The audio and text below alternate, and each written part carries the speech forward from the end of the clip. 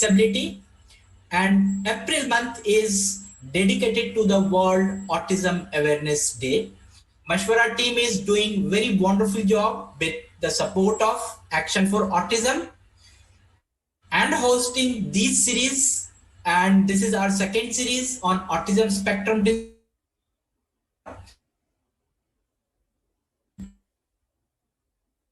के में आपका स्वागत है, अभिनंदन है और मैं आपका हूं। अप्रैल का महीना विश्व ऑटिज्म जागरूकता दिवस के रूप में समर्पित है, इसके लिए समर्पित है। एक्शन फॉर ऑटिज्म के सहयोग से सभी श्रृंखला की मेजबानी मशवरा टीम बहुत ही शानदार तरीके से कर रही है और ऑटिज्म स्पेक्ट्रम डिसऑर्डर पर यह हमारी दूसरी श्रृंखला है। आपकी सक्रिय भागीदारी के लिए आप सभी की सराहना करते हैं।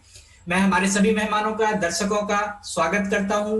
आपले स्वागत आहे, वड़कम, स्वागतम, सत श्री अकाल।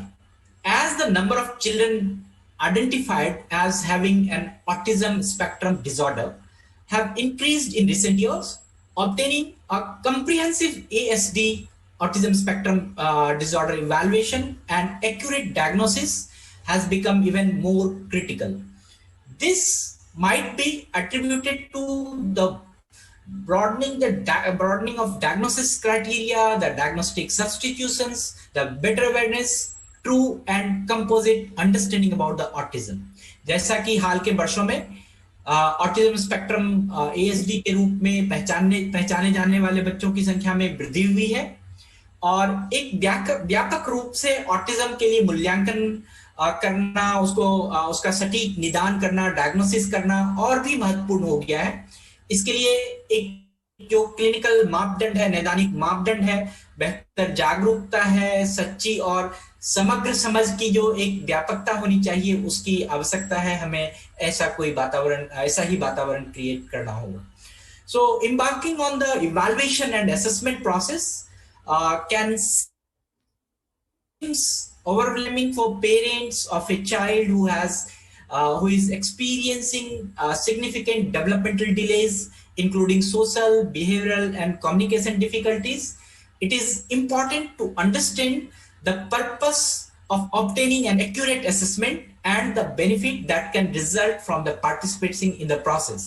So मूल्यांकन और जो मूल्यांकन की प्रक्रिया है, इसको शुरू करना एक बच्चे के माता पिता के लिए कभी कभी भारी लग सकता है, उसके लिए भारी बोझ हो सकता है। जब बच्चे में अगर सामाजिक, और उस समय हम कहते हैं जब बच्चे में कोई सामाजिक या व्यवहारिक या कोई कम्युनिकेशन या संप्रेषण की कठिनाई के साथ साथ विकासात्मक संबंधी कोई परेशानियों का सामना करना पड़ रहा हो और एक सटीक मूल्यांकन करने के उद्देश्य से इस प्रक्रिया में हम अगर भाग लेते हैं तो हमें एक अच्छी समझदारी भी बनानी पड़ेगी और एक समझदारी की बहुत अच्छी जरूरत होगी।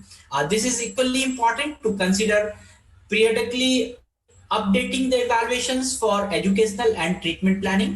और अगर हम बात करें तो जो शैक्षिक या उपचार की योजना है, उसके लिए हमें समय समय पर सतत मूल्यांकन करने के लिए भी विचार करना चाहिए, जो कि बहुत ही महत्वपूर्ण। Live consultation is through Zoom and Facebook Live. We are thankful to National Trust for giving support for hosting this Mashwara series on autism disorder. For Action for Autism team, हम ऑटिज्म स्पेक्ट्रम के इस मशवरा series की मेजबानी करने के लिए, उस सहयोग करने के लिए हम नेशनल ट्रस्ट का बहुत ही आभार व्यक्त करते हैं और हम एक्शन फॉर ऑटिज्म टीम की जो सपोर्ट है उसके लिए हम कृतज्ञता ज्ञापित करते हैं। I once again welcome and appreciate our special guest and resource person to join this Mashwara live, and this episode is bringing you a very important issue on evaluation and assessment of autism spectrum disorder. And मेरी बहुत दिनों से 61वें episode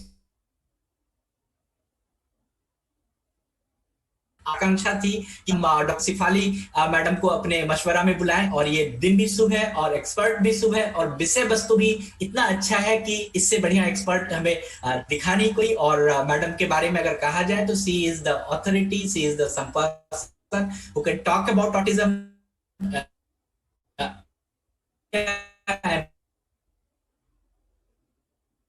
and कि मैं madam को follow, जो research papers हैं वो इसमें पब्लिश होती है। She is doctor professor doctor Shefali Gulati, she is the chief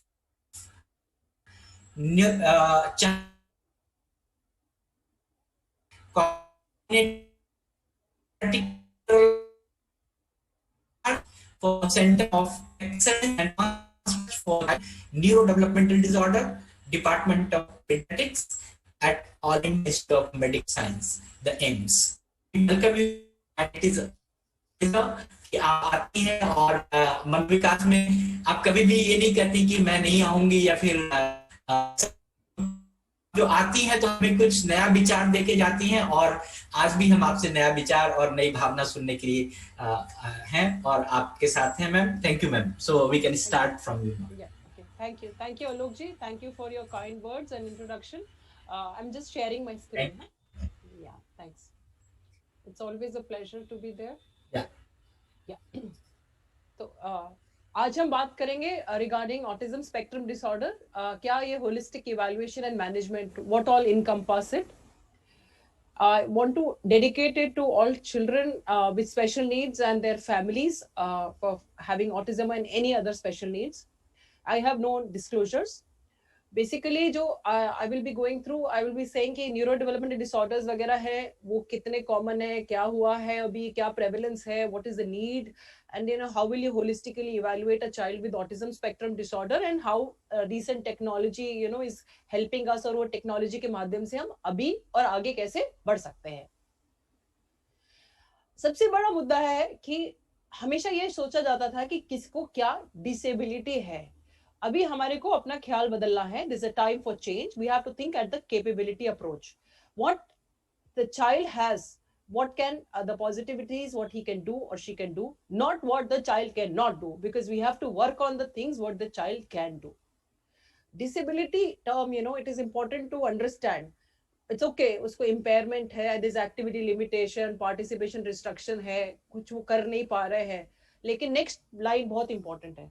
Disability is the interaction between individuals with a health condition, जिसको हम चेंज नहीं कर सकते, कि हेल्थ कंडीशन भगवान ने दी है हमारे को, उसको चेंज नहीं कर सकते। And person and environmental factors, तो जो पर्सनल और एनवायरमेंटल फैक्टर्स हैं which is around a child with the negative attitude of the society, other needs which are there, तो वो सब we can change with having public awareness and destigmatization. We can change that so that जो बच्चे में problem है वो ultimately disability ना बने। परेशानी तो है, उसकी पॉजिटिविटीज को देख के बढ़ना है, लेकिन वो उसकी डिसेबिलिटी ना मिले और हम उसकी जो कैपेबिलिटीज हैं उनको आगे बढ़ाएं ताकि वो एक प्रोडक्टिव सिटीजन ऑफ सोसाइटी बने। उसका भी ये फंडामेंटल राइट है जैसे आपका या मेरा, एंड उसकी कोई गलती नहीं है कि उसको परेशानी है। दूसरा है कि ये सारी जो बीमारियां हैं they are very common and they cause a lot of problems related to it, कि उसकी life live with disability. Before proceeding further, I always would want you to understand impairment, disability, handicap. Impairment है अगर मैं कुछ कर नहीं पा रही हूँ तो वो एक पर्टिकुलर, जैसे मेरा राइट हैंड नहीं चल रहा है तो मैं नहीं, और या ऑटिज्म का बच्चा बोल नहीं पा रहा है तो वो एक इम्पेयरमेंट हुई। अगर वो अपना काम नहीं कर पा रहा है, जैसे मैं अपना काम नहीं कर पा रही हूँ एज अ प्रोफेसर, या वो स्कूल नहीं जा पा रहा है, तो डिसेबिलिटी हो गया। अल्टीमेटली मैं अगर अपना सोसाइटी में कुछ काम नहीं कर पाऊंगी तो वो हैंडीकैप हो गया। तो इम्पेयरमेंट है जो परेशानी है बच्चे में या किसी भी इंसान में, और वो अपने आप कुछ काम नहीं कर पा रहा तो वो डिसेबिलिटी हो रही है। और वो डिसेबिलिटी ना बने उसके लिए उसकी जो इन्वायरमेंट है उसका बहुत बड़ा रोल है, इसलिए आप और हमारा बहुत रोल है। थर्ड थिंग इज वो सोसाइटल लेवल पे कंट्रीब्यूट नहीं कर पाना हैंडीकैप है। तो हम जो इम्पेयरमेंट को है उसको प्रिवेंट करने के लिए 3 प्रकार की प्रिवेंशन है। Prevention is primary, secondary, tertiary. Primary है कि वो चीज हो ही ना, मतलब जो परेशानी आई है इम्पेयरमेंट वो ना ही हो, परेशानी ना हो, तो उसके लिए रिसर्च अनुसंधान जारी है so that we can prevent, that is called primary prevention. और इसमें ये भी आता है कि कोई मॉडिफाइबल रिस्क फैक्टर्स है जिसको करने की, जैसे सबसे ज्यादा क्लासिक एग्जांपल फोलिक एसिड है जो आपको सबको पता है। जो प्रेग्नेंट लेडीज को, ये नहीं है कि प्रेगनेंसी के पैदा होने के बाद, पर पेरी कंसेप्शन जब भी प्लान करते हैं यंग लेडीज को, फोलिक एसिड लेने से न्यूरल ट्यूब डिफेक्ट्स नहीं होते हैं। कम होते हैं, तो वो प्राइमरी प्रिवेंशन का सबसे बड़ा क्लासिक एग्जांपल है for any kind of condition. अभी ऑटिज्म के ऊपर उतने सारे फैक्टर्स नहीं पता चले हैं, तो इसलिए वो प्राइमरी प्रिवेंशन नहीं हो पा रहा है। पर कई एसोसिएटेड बीमारियां हैं जिसको अगर हम इवन जेनेटिक काउंसलिंग करके अगर हम पता लगा सके, कोई जेनेटिक कारण है, अभी आपको पता चलेगा जैसे will go along with the autism के बारे में, अगर हमें कोई कारण है पता चल रहा है, वो प्रिवेंट कर दें, या अगर अगली प्रेगनेंसी में वो टेस्ट करके पता लग जाता है कि वो बच्चा इफेक्टेड है, तो उसका अबॉर्शन हो जाता है, तो वो प्राइमरी प्रिवेंशन में आता है। सेकेंडरी प्रिवेंशन जो है वो that is very important currently, that is very important for all of our professionals and have a implication on the parents। उसमें क्या होता है कि आप अर्ली डायग्नोसिस करते हैं, when you do an early diagnosis for the child to have autism, in that situation आप उसका अर्ली इंटरवेंशन कर सकते हैं, तो उसका ultimately outcome is going to be better. Third is tertiary prevention which has got the rehabilitation, जिसके लिए which has taken a lot of research and what of advancement is happened in the last 2 years, last 2 decades, last 20 years। शुरू में rehabilitation was only visual hearing aids and some walking devices and all the wheelchairs। Now there is so much of advances in technology that you have so many rehabilitative things, especially even for specifically even for autism, and need to have कि इनका inclusion हो बच्चों का, not only school में but ultimately society में। तो हमारे को ये देखना है कि we have to have inclusion in the school, and ultimately उसका पॉजिटिविटी देख के whether the child can cope up with the regular school or needs a special school or needs vocational training, ultimately उसकी capacity के हिसाब से हमारे को ultimately उसकी जो कैपेसिटी और पोटेंशियल को मैक्सिमाइज करना है, और उससे ताकि एक प्रोडक्टिव सिटीजन ऑफ सोसाइटी बनेगा, तभी उसमें रिस्पेक्ट आती है, उसका भी वो राइट है। That is one thing we have to keep in mind before proceeding further. तो ADH autism is one way important neuro developmental disability, और अभी it's very important, coming up very important in a big way even for the government and all, because जो हमारे small छोटे छोटे newborn babies हैं वो survive कर रहे हैं, और जो सिकर बच्चे हैं, जो डायरिया एंसेफेलाइटिस, कितनी सारी बीमारियों के बच्चे जो सिक थे वो इंटेंसिव केयर की वजह से बच रहे हैं। तो आजकल क्या होता है, इंप्रूविंग सर्वाइवल से ध्यान हटके ज्यादा इंपॉर्टेंट हो गया upcoming challenges of neuro development, क्योंकि ये बच्चों में इंसल्ट हुई है, तो इसलिए उसके न्यूरो डेवलपमेंट को आगे विकास करना है।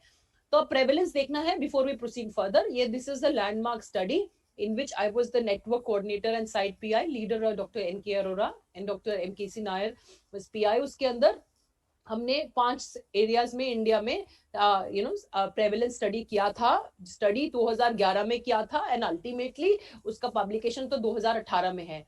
तो उसमें क्या है कि 12% बच्चे in the age group of 2 to 9 years को एक या मोर न्यूरो डेवलपमेंटल डिसऑर्डर था, ऑटिज्म जिसमें से एक था। उस साल में वी हैड अ सेंसस, तो उसका एक्सट्रापोलेट फिगर जब किया है, सेंसस में 2 to 9 years के बच्चे 197 मिलियन थे, तो ये जो 12% है उसको एक्सट्रापोलेट करते हैं तो 23.7 मिलियन हुआ। अगर ये जो मोस्टली कंडीशंस हैं लाइफ स्पैन के अक्रॉस रहते हैं, तो आप ये सोच सकते हैं कि 2 to 9 years में अगर 23.7 मिलियन है, तो पूरे लाइफ स्पैन में कितने पर्सन्स विद दीज प्रॉब्लम्स होंगे। Another important thing I want you to know, 1/5 of them had more than one neurodevelopment disorder। तो ऑटिज्म के साथ इंटेलेक्चुअल डिसेबिलिटी हो सकता है, ऑटिज्म किसी सीपी वाले बच्चे में हो सकता है, डाउन सिंड्रोम बच्चे में हो सकता है, फ्रेजाइल एक्स में हो सकता है, एपिलेप्सी हो सकता है। तो बच्चे को होलिस्टिकली देखना बहुत जरूरी है। अभी जो मॉडिफाइबल रिस्क फैक्टर्स मैंने बोले थे जो प्राइमरी प्रिवेंशन में आएंगे, अभी ऑटिज्म के लिए पूरे क्लियर नहीं हुए हैं। तो हमने रूरल अर्बन बॉयज गर्ल्स सब देखा, उसमें सिमिलर था, कुछ डिफरेंस नहीं था, पर ये इंपॉर्टेंट फिगर है, सबके हमारे को प्रेवलेंस फिगर्स मिले, ऑटिज्म का था 1 in 89। सो 2011 के फिगर्स के हिसाब से 1 in 89 children had autism spectrum disorder.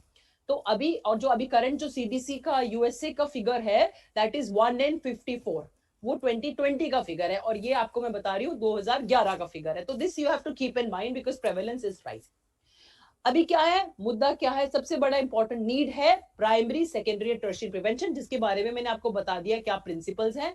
Early identification and correct identification and early institution of all this early intervention is very important along with comorbidities, क्योंकि 1/5 में एक से ज्यादा परेशानियां थी। तो ऑटिज्म सिर्फ हम बोल रहे हैं, लेकिन उसके साथ जो जो चीजों को अगर हम नहीं देखेंगे तो आगे कुछ होगा नहीं।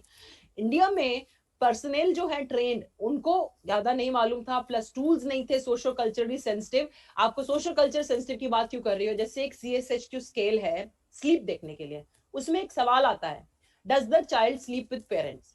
अभी आप बोलोगे ये कोई सवाल है, 90% बच्चे तो माँ बाप के साथ ही सोते हैं, पर विदेश में नहीं होता।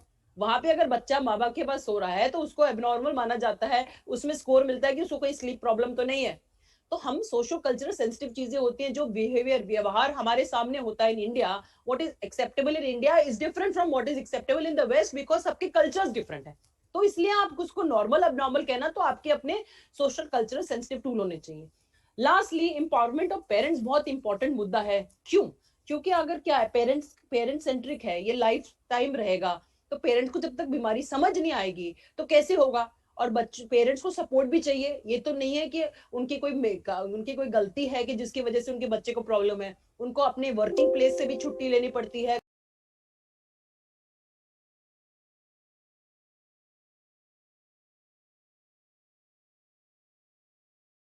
महाराज में आपको 7 बिलियन हिट्स मिलेंगे, तो अब वो 7 बिलियन हिट्स में जो आप पढ़ रहे हो, अब वो नहीं पता ना कि उसका क्या एविडेंस बेस है, तो इसलिए आप कंफ्यूज होते जाओगे। इसलिए बहुत जरूरी है हमारे को कि हम आपको एविडेंस बेस्ड मटेरियल दें, ताकि आप प्रॉपरली पढ़ पाए, क्योंकि आप सारा एविडेंस तो पकड़ नहीं सकते, वो आपका डिसिप्लिन नहीं है ना। प्रिवेंशन की मैंने आपको बता दी थी कि अभी ऑटिज्म के लिए कुछ प्राइमरी प्रिवेंशन का एज ऑफ टुडे अवेलेबल नहीं है। क्लासिक एग्जांपल मैंने आपको बताया था फोलिक एसिड, पर ये क्या है, कई बार डाउन सिंड्रोम में, ट्यूबरस स्क्लेरोसिस में, फ्रेजाइल एक्स सिंड्रोम में एसोसिएटेड ऑटिज्म होता है। तो उसमें नेक्स्ट प्रेगनेंसी में ये पता लगाया जा सकता है कि वो एसोसिएटेड प्रॉब्लम तो नहीं है। तो इतना ही है अभी तक। सेकेंडरी प्रिवेंशन तो हमने बोला है कि हमें अर्ली डायग्नोसिस करना है ताकि अर्ली इंटरवेंशन हो, और टर्शरी के लिए मैंने आपको बोला है कि हम अभी बात करेंगे कैसे टेक्नोलॉजी आगे बढ़ रही है। तो बेसिकली अब नेक्स्ट है कि टूल्स वूल्स कैसे करें। तो ये क्या है कि स्क्रीनिंग टूल एक तो होता है ना, जैसे सारे बच्चे हैं पॉपुलेशन में, उसमें से कैसे पता लगाए कि हमें कि क्या है। एक तो है कि पेरेंटल कंसर्न है, और दूसरा अगर स्कूल में बच्चा जा रहा है तो स्कूल में टीचर का कंसर्न है। उसके अलावा हर एक जो पीडियाट्रिशियन है, उनके पास जब बच्चे इम्यूनाइजेशन के लिए आ रहे हैं तो उनको जरूरी पड़ता है कि उनके डेवलपमेंटल माइलस्टोन को चेक करें, और कोई डाउट होने पे स्क्रीनिंग टूल लगाएं। तो एक 2 से 9 साल का एक न्यूरो डेवलपमेंट स्क्रीनिंग टूल है, और एक एजेस एंड स्टेजेस क्वेश्चनर है लेस देन 2 इयर्स में। तो वो इंग्लिश और हिंदी में है, जो आप पेरेंट्स से सवाल पूछ सकते हैं। और डायग्नोस्टिक टूल जो सोशो कल्चरल सिस्टम मैंने बताया था आपको, ऑटिज्म के लिए, एडीएचडी के लिए, एपिलेप्सी के लिए, और न्यूरो मोटर इंपेयरमेंट। आप सोचोगे ये न्यूरो मोटर इंपेयरमेंट क्या चीज है। क्या होता है कि बच्चा है, किसी को सीपी है, या न्यूरो मसल डिसऑर्डर जैसे मसल डिस्ट्रोफी, एसएमए हो गया, या किसी को मेनिंजो इंसेफेलिटिक सीक्वल हो गया, इतना इंसेफेलाइटिस मेनिंजाइटिस हेड ट्रॉमा हुआ है, उसके बाद बच्चे को डैमेज हुआ, या स्ट्रोक के बाद हुआ, तो बच्चा तो आएगा डॉक्टर के पास कि उसको वीकनेस है। वो थोड़ी बता रहा है मेरे को सीपी है। तो ये जो टूल बनाया ना न्यूरो मोटर इंपेयरमेंट, उससे एक जो प्राइमरी केयर फिजिशियन है वो पता लगा सकता है कि उसको भैया सीपी है या न्यूरो मसल डिसऑर्डर है कि क्या है। तो ये जो सारे टूल्स थे, ये इंक्लिन स्टडी के अंदर पहले बने थे डायग्नोस्टिक टूल, पर उनके बाद वो 2 से 9 साल के लिए थे, पर हमने उसके बाद एम्स में उन सबको मॉडिफाई करके वैलिडेट किया है, क्योंकि जो ऑटिज्म और एडीएचडी वाले थे वो डीएसएम 4 टीआर से थे, और 2013 में एक नए डीएसएम 5 आए। तो इसलिए नए टूल, क्योंकि साइंस डायनेमिक है, हमें समय के हिसाब से अडाप्ट करना पड़ता है, तो उसको हमने डीएसएम 5 के हिसाब से अडाप्ट करके वैलिडेट किया, और उसका एज स्पेक्ट्रम बढ़ाया। ऑटिज्म को 1 से 14 किया, और एडीएचडी को 6 से 18 साल, और एपिलेप्सी और न्यूरोमोटर इंपेयरमेंट को 1 मंथ टू 18 ईयर्स किया, ताकि पूरा पीडियाट्रिक स्पेक्ट्रम हम पकड़ सके। तो दिस इज इंपॉर्टेंट, और साइंस डायनेमिक है। अभी लेटेस्ट है, अभी मे भी 4-5 साल के बाद आप में से कोई जना जाके उसको मॉडिफाई करेगा, कोई न्यू गाइडलाइंस आएंगी उसके हिसाब से। तो ये न्यूरो डेवलपमेंट स्क्रीन टूल के 11 सवाल है, जो इंग्लिश और हिंदी में है, और राष्ट्रीय बाल स्वास्थ्य कार्यक्रम में यूज हो रहे हैं, जो कि एक आशा वर्कर और मोबाइल हेल्थ टीम वाले यूज कर रहे हैं। अब लेस देन 2 के लिए हमने ये एजेस एंड स्टेजेस क्वेश्चनर का अडॉप्ट किया। पहले आपको इसका बता रही हूँ कि हमने पहले क्या किया, सिर्फ हिंदी ट्रांसलेट कर दिया। अब हिंदी ट्रांसलेट करा तो उसके बाद जब हमने देखा कि जो बच्चे हाई रिस्क वाले थे वो तो अच्छे पकड़े जा रहे थे 91%, जो लो रिस्क वाले थे वो सिर्फ 60% के करीब पकड़े जा रहे थे, तो वो तो सही नहीं हुआ। स्क्रीनिंग टूल के लिए तो इंपॉर्टेंट है 90+ पकड़े। तो फिर हमने इसको सोशल कल्चरली अडॉप्ट किया। 21 डॉक्टर्स और प्रोफेशनल्स को इंडिया और बांग्लादेश में लिख के उनके सवाल को थोड़ा चेंज किया, फिर वैलिडेट किया, तो उसकी अच्छी सेंसिटिविटी और पॉजिटिविटी वैल्यू बहुत अच्छी है, 90+ है, 95 है overall, 95.9 sensitivity to pick up. So this tool is available which you can use, and anybody wants to use, you can always mail to me. फिर जो ऑटिज्म का लेटेस्ट टूल है, वो जो डीएसएम 5 के बेस्ड है, और आईसीडी 11, ये दो है, डीएसएम 5 यूएस बेस्ड और ICD 11 WHO, both are in similar, sync है दोनों सेम। और उसमें इंपॉर्टेंट टू अंडरस्टैंड कि पहले जमाने में 2013 मई तक जो हम ऑटिज्म CDD, एस्पर्जर, PDNOS और रेड बोलते थे, वो सब टर्म्स हट गए हैं, रेड को आउट कर दिया है और बाकी सारे ऑटिज्म स्पेक्ट्रम डिसऑर्डर में हो गए हैं। ऑटिज्म स्पेक्ट्रम डिसऑर्डर को पहले जो था ना, ऑटिज्म जो था परवेसिव डेवलपमेंट डिसऑर्डर, उसमें सोशल इंटरेक्शन, कम्युनिकेशन और repetitive patterns end of interest and behaviour, 3 अलग अलग डोमेन माने गए थे। अब क्या हुआ, 2013 में जब DSM-5 बना, उसमें उन्होंने 2 डोमेन कर दिया, सोशल इंटरेक्शन और कम्युनिकेशन को जोड़ दिया, क्योंकि वो सारी जो चीजें हैं वो सिमिलर है। और जो restricted repeated patterns of behaviour of interest को सेकंड डोमेन रखा, जिसमें उन्होंने सेंसरी इश्यूज कर दिया। कई बच्चों में बहुत सेंसरी इश्यूज होते हैं जिसको नजरअंदाज किया हुआ था पुराने वाले में। कई बच्चे ऐसे साबुन को स्मेल करेंगे, या कुछ इतने सारे और सेंसरी इश्यूज हैं, कुछ विजन का, कुछ हियरिंग का, आप सबको मालूम है, देखते हैं, तो वो सबको भी ऐड कर दिया है। तो उसका हमने ये टूल मॉडिफाई करके वैलिडेट किया, जो पब्लिश्ड है मार्च 2019 में इंटरनेशनल जर्नल PLOS One में। और इस टूल की बहुत अच्छी सेंसिटिविटी और स्पेसिफिसिटी है पकड़ने में और करेक्टली डायग्नोज करने में, और इसमें स्कोरिंग भी है। तो we can diagnose and score the children with autism and you can monitor them. और इसको मैंने आपको बताऊंगी बाद में, हमने ऐप में कन्वर्ट किया है। वो तो 1 से 14 था, हमने सोचा कि अब देखो लेस देन 18 मंथ्स का हमने 0 to 6, 6 to 12 और 12 to 18 का हमने एक स्क्रीनिंग टूल बनाया है, जिसको भी हमने वैलिडेट किया है, और जिसमें हम लोग पकड़ पा रहे हैं जो बच्चे हाई रिस्क में हैं। अभी पहले साल में किसी को ऑटिज्म लेबल करना इज इसमें एथिकल इश्यूज हैं, पर यह है कि जो रिस्क वाले हैं उनको पकड़ के इंटरवेंशन देना तो बहुत जरूरी है। क्योंकि कहते हैं कि फर्स्ट ईयर में at 6 months if a child does not respond to the name, अपने नाम को रिस्पॉन्ड नहीं करता है, हाँ, तो फिर that could be something which is serious and can have to be seen. Obviously you have to see the child holistically. तो ये भी एक टूल है जिसको अल्टीमेटली हमने एक्सटर्नल वैलिडेशन करना है। अभी रिसेंटली 2 दिन पहले ही हमारा एक पेपर छपा है, जिसके अंदर इंटरनेशनल है ग्रुप था, जिसमें I was there from Asia, representing Asia. उसमें हमने कहा कि भाई हम जो सारे स्टडीज करते हैं उसमें कितना कार्स के अंदर इफेक्ट आएगा जिससे फायदा होगा। अब इसके अंदर बता रहे हैं कि 4.5 पॉइंट्स आएगा। तो this will helping in more towards research, so this will help us in more research oriented things. ADHD कई बच्चों में, अराउंड 22% बच्चों में ऑटिज्म के साथ ADHD हो सकता है, तो ADHD का भी टूल है हमारा DSM-5 बेस्ड। एपिलेप्सी का भी टूल है, और ये एक न्यूरोमोटर इम्पेयरमेंट्स का भी टूल है। They are validated and they are published in international and national journals. और राष्ट्रीय बाल स्वास्थ्य कार्यक्रम में ओरिजिनल जो इंक्लिन टूल्स हैं वो अभी यूज हो रहे हैं। और ये जो सारे टूल्स है ना, जो डायग्नोस्टिक है, उनको हमने एक ऐप में किया है, बिकॉज इट डिफिकल्ट होता है कि फॉर एनी प्रैक्टिसिंग डॉक्टर और साइकोलॉजिस्ट और special educator to see all of them, सारे टूल्स के फॉर्म भरना बहुत मुश्किल होता है। तो आप ये ऐप डाउनलोड करेंगे, पीड neuro AIIMS diagnostics from Google and Apple play store, free of cost है। उसमें क्या होता है, आप पेशेंट का डिटेल्स भरेंगे, उम्र भरेंगे, तो उम्र के स्पेसिफिक सवाल आएंगे, आप उसको यस नो करते जाएंगे, तो पता चल जाएगा कि बच्चे को ऑटिज्म है कि नहीं। तो उसमें एपिलेप्सी, ऑटिज्म, ADHD और न्यूरोमोटर इम्पेयरमेंट, चारों टूल्स एक ही में है। This has been made to use technology for ease of administration by a primary care professional. So ये ऐसे आता है, you have to log in and आप अपना पेशेंट का डेटा स्टोर कर सकते हैं, प्रिंट आउट निकाल सकते हो। So that is something. अब नाउ कमिंग कि हम कैसे अपने डायग्नोज करना है, तो ये जो सारे जो न्यूरो डेवलपमेंटल डिसऑर्डर्स हैं उसके अंदर से हमें पिक करना है ऑटिज्म स्पेक्ट्रम डिसऑर्डर। और इसमें क्या है मैंने जैसे बताया, सोशल इंटरेक्शन और कम्युनिकेशन का मुद्दा है ये एक बहुत बड़ा। और दूसरा जो है, रिस्ट्रिक्टेड इंटरेस्ट होते हैं, रिपीटेटिव बिहेवियर्स होते हैं, उनको सेमनेस पसंद होती है, और कुछ सेंसरी इश्यूज होते हैं। तो ये 2 बेसिक चीजें हैं, लेकिन उसके साथ हमें देखना है उसकी समझ कितनी है, इंटेलेक्चुअल एबिलिटी कितनी है, उसकी लैंग्वेज कितनी है, उसकी क्या होता है, उसके कितना सपोर्ट चाहिए उसको वेरी इंपॉर्टेंट टू अंडरस्टैंड। साथ में उसमें ADHD हो सकता है, इरिटेबिलिटी हो सकता है, एंजाइटी, डिप्रेशन, OCD हो सकता है, उसमें epilepsy, sleep disturbances, gastrointestinal disturbances, associated genetic condition जैसे मैंने बताया था, डाउन सिंड्रोम, ट्यूबरस स्क्लेरोसिस हो सकता है, न्यूरोफाइब्रोमेटोसिस हो सकता है, फ्रेजाइल लेग्स, और बाकी मोटर प्रॉब्लम्स हो सकते हैं। तो इतनी सारी चीजों को एक होलिस्टिकली बच्चे में देखना जरूरी है। अब ये किस कारणवश होती है, it's important to understand, it is multifactorial. कुछ जेनेटिक अनुवांशिक कारण है, कुछ इन्वायरमेंटल है।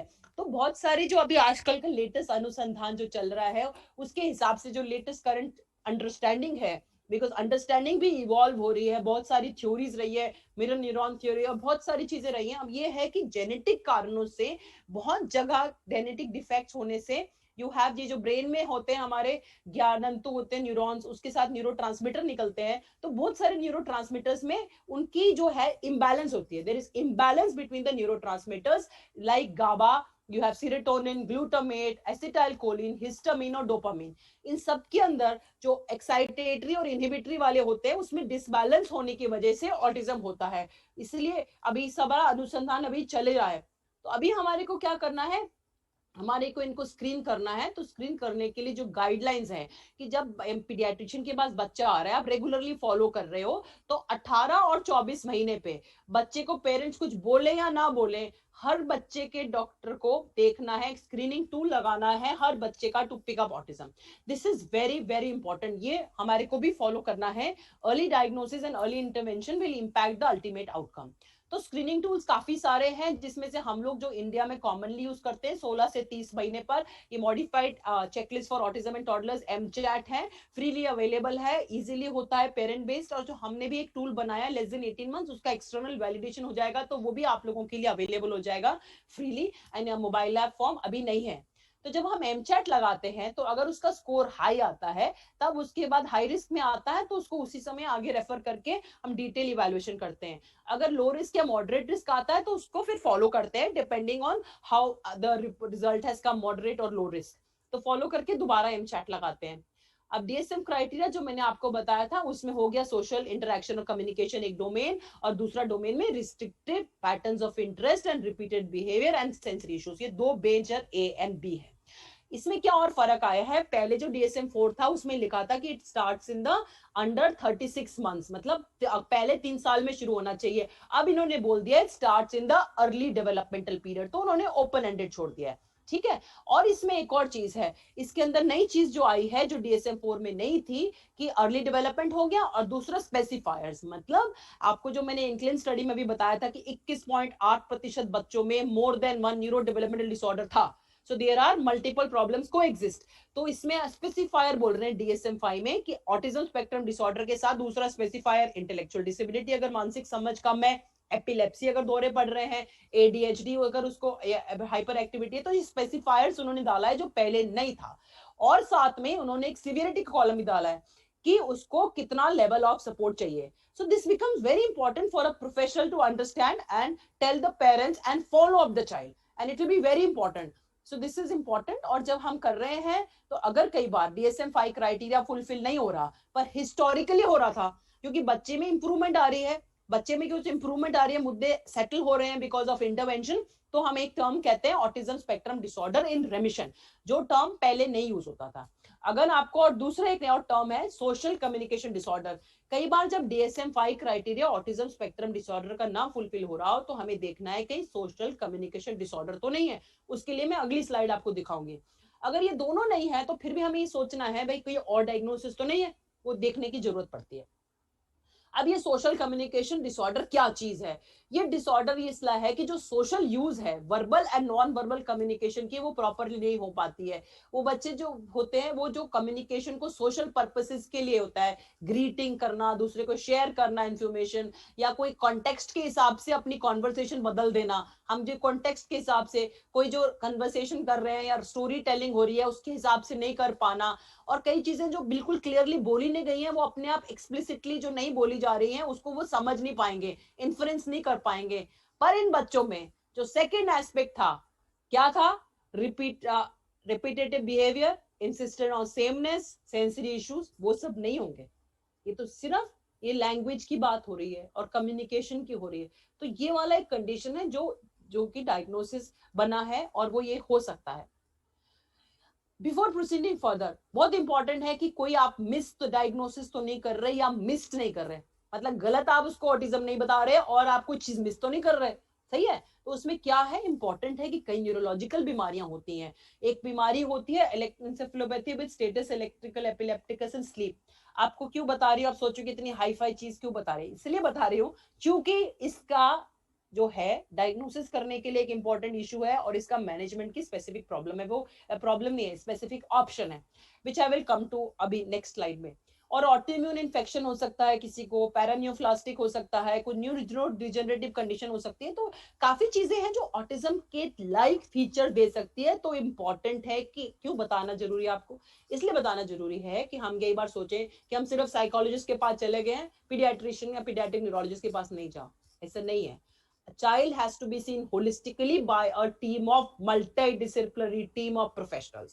पीडियाट्रिशियन देख पाएगा कि भैया ऑटिज्म मिमिक तो नहीं है, कोई उसको मिलता उसको उसको मिलता जुलती चीज तो नहीं है, क्योंकि उसकी ऑप्शन और आफ्टर चीजें होती है, उसका आउटकम अलग होता है।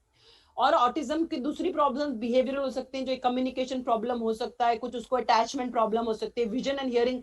एक कोई बच्चा आया, वो 1 साल में कह रहे सोशल कांटेक्ट नहीं करते, वो देखा उसकी विजन ही प्रॉब्लम थी तभी सोशल कांटेक्ट नहीं कर रहे थे। तो बहुत इंपॉर्टेंट है कि हमें विजन और हियरिंग देखना है हर बच्चे में। अभी जो ऑटिज्म रिग्रेशन जो होता है, जो ऑटिस्टिक रिग्रेशन होता है, वो क्या है और किसे देखना है। ये बच्चों के अंदर जो होता है क्लासिकली 18 से 24 महीने में होता है। और जो आपको मैं बता रही थी ईएससीएस, ये एक बच्चा था ईएससीएस वाला, इलेक्ट्रिकल स्टेटस एपिलेप्टिकस स्लीप, उसका ये ईजी करा गया, ये ईजी सही था। अब जब उसको सुला के ईजी किया तो ये कितना भयंकर खराब है। तो अभी इसलिए इंपॉर्टेंट है, जब हमें सस्पेक्ट करना है तो हमें स्लीप ईजी करना है। अगर अवेक ईजी करेंगे तो उसमें नॉर्मल आएगा। और तो ये इंपॉर्टेंट जरूरी है, ये जो एलकेएस और सीएसडब्ल्यूएस दोनों टाइप ईएससीएस में आते हैं। और जो ऑटिस्टिक रिग्रेशन जो हमारा है, ये बच्चों में जनरली 18 से 24 महीने में होता है। उसका लैंग्वेज और कम्युनिकेशन का रिग्रेशन होता है, जो हमारे जो ऑटिज्म वाले बच्चे हैं। तो इसलिए याद रखना है कि ऑटिज्म से मिलती हुई प्रॉब्लम हो सकती है। अगर कोई चीज वो बोल रहा है या भूल गया है बोलना, लैंग्वेज में रिग्रेशन हुआ है, अगर रिग्रेशन लेट हुआ है, 3 साल से बाद में भी लेट हुआ है, क्योंकि देखो ये जो ईएससीएस वगैरह है 2 to 8 years, 1 to 14 years, तो you have to get a sleep EEG done. क्योंकि अगर वो स्लीप ईजी में आएगा एबनॉर्मेलिटी, तो उनको हम इम्यूनोथेरेपी देते हैं, उनको स्टेरॉइड्स देते हैं, पल्स स्टेरॉइड्स, और उनसे उनका बेनिफिट होता है। तो that is important to understand. और ये मैंने इस फोटो स्लाइड्स में बड़ी सारी फोटो है, ये बच्चा है डुशेन मसल डिस्ट्रोफी के, उसको ऑटिज्म है, डाउन सिंड्रोम में, ट्यूबरस स्क्लेरोसिस में, फ्रेजाइल एक्स में और न्यूरोफाइब्रोमेटोसिस में। तो ये कंडीशंस हैं जिसके अंदर काफी बच्चों में ये एसोसिएटेड बीमारी देखी गई है। हमें कोमॉर्बिडिटीज में जो है देखना है कि इंटेलेक्चुअल डिसेबिलिटी है, हाइपर एक्टिविटी है, कोई ऑब्सेसिव कंपल्सिव सिम्टम्स है, एपिलेप्सी है, स्लीप प्रॉब्लम है, जीआई डिस्टर्बेंसेस है, उनको कॉन्स्टिपेशन हो सकता है, या रिफ्लक्स होके बार बार वॉमिटिंग हो सकती है। तो एपिलेप्सी बहुत इंपॉर्टेंट है। जो ऑटिज्म के बच्चे हैं उसमें 6.3, जो ऑटिज्म जो है एपिलेप्सी के बच्चों में 6.3% में हो सकता है। और जो ऑटिस्टिक बच्चे हैं उसमें 7 से 23% में दौरे पड़ सकते हैं। दैट मीन्स एपिलेप्सी की पॉपुलेशन ले लो तो उसके अंदर 6.3% में ऑटिज्म फीचर्स हो सकते हैं। और अगर आप ऑटिज्म की पॉपुलेशन ले लो उसके अंदर 7 से 23% में 1/5 तक बच्चों में दौरे पड़ सकते हैं। तो it is very important to assess this. कई बार आपको नॉर्मल इलेक्ट्रिकल डिस्चार्ज मिल जाएगा ईजी में, जबकि दौरे नहीं पड़ रहे हैं, तो उसका इंडिविजुअलाइज करना पड़ता है ट्रीटमेंट। उसके ऊपर अभी काफी कंट्रोवर्सीज है और क्लियर नहीं है। लेकिन किसी को ऑटिज्म के साथ इंटेलेक्चुअल डिसेबिलिटी है लड़कियों में, और जो उनका जो पहले पैदा हो गए थे लोअर जेस्टेशनल एज में, उनमें ज्यादा चांसेस होते हैं कि दौरे ज्यादा पड़े। स्लीप प्रॉब्लम, हम इस स्लीप की बात बिल्कुल भूल जाते हैं। 2 प्रकार के स्लीप प्रॉब्लम हो सकते हैं बच्चों में। एक होता है स्लीप ऑनसेट लेटेंसी और एक होता है frequent अवेकनिंग्स in night.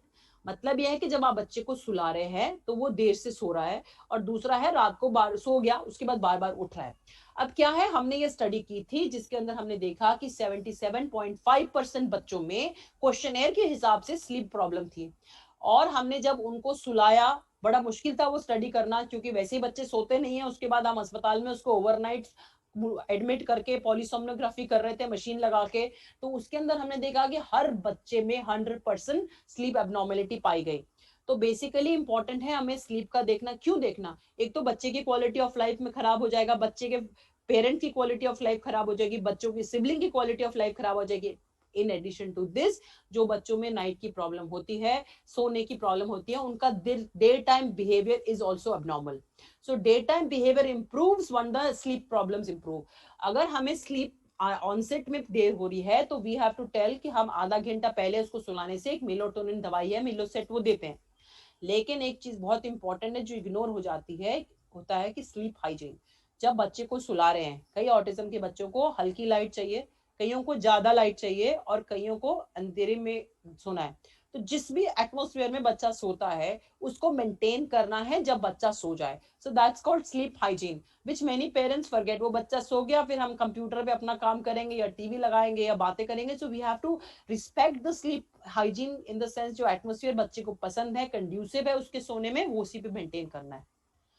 Next is very important for all us professionals to see कि इनकी quality of life क्या है। तो when we did this study, we found that the quality of life of children with autism as well as their parents was pretty bad, and जो बच्चों को hyperactivity और sleep disturbance थी उनका ज्यादा quality of life bad था। तो we have to address to all these issues। अब क्या है, हमें टेस्ट कौन से करने हैं? Diagnosis of autism is based on clinical. तो आपको जो मैंने बताया वो DSM-5 बेस्ड जो हमारे टूल्स हैं, क्राइटेरिया है, उनसे ऑटिज्म डायग्नोज होता है। ऑटिज्म डायग्नोज होता है पेरेंट्स से सवाल करके और बच्चे को ऑब्जर्व करके। That is about it. But point is what you have to do test to find out किस कारण से हुआ, to understand the cause. So genetic testing करते हैं, उसके अंदर कई बार बच्चे का जो नाक नक्शा है वो थोड़ा सा पेरेंट से भिन्न होता है, जिसको हम डिस्मॉर्फिज्म कहते हैं। So the child may be dysmorphic or child may not be dysmorphic. In this situation we have to see that there are some particular type of test which are done.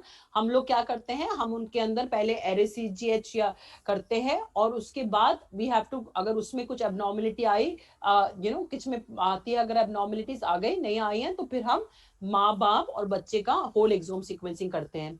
हर लड़के में, और actually US में कहते हैं हर एक में fragile x करना चाहिए। और जब हमें रिस्क ऑफ रिकरेंस बताना है पेरेंट्स को, वो डिपेंड करेगा कि जो हमारा म्यूटेशन आया है, अगर कोई म्यूटेशन नहीं आया, तो अगर एक बच्चे को ऑटिज्म है तो उसका जो नेक्स्ट फ्यूचर प्रेगनेंसी में रिस्क हमें 4 से 14% बताना है। और अगर 2 बच्चों को ऑलरेडी ऑटिज्म है तो वो रिस्क 32 से 36% हो जाता है।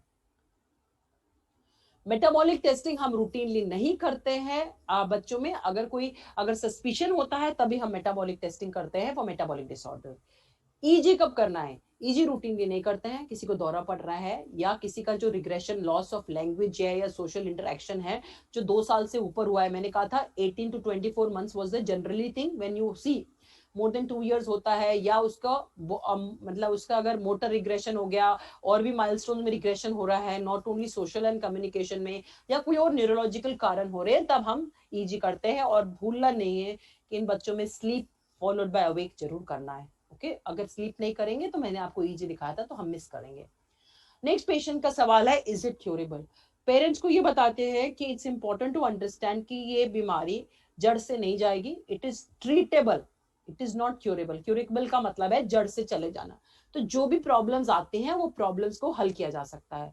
तो हाउ डू यू अप्रोच? जब हम सस्पेक्ट करते हैं तो हम उनका because of the social interaction communication वाले जो इश्यूज के ऊपर हिसाब से हमने आपको बताया क्या repeated restricted patterns of behaviour है।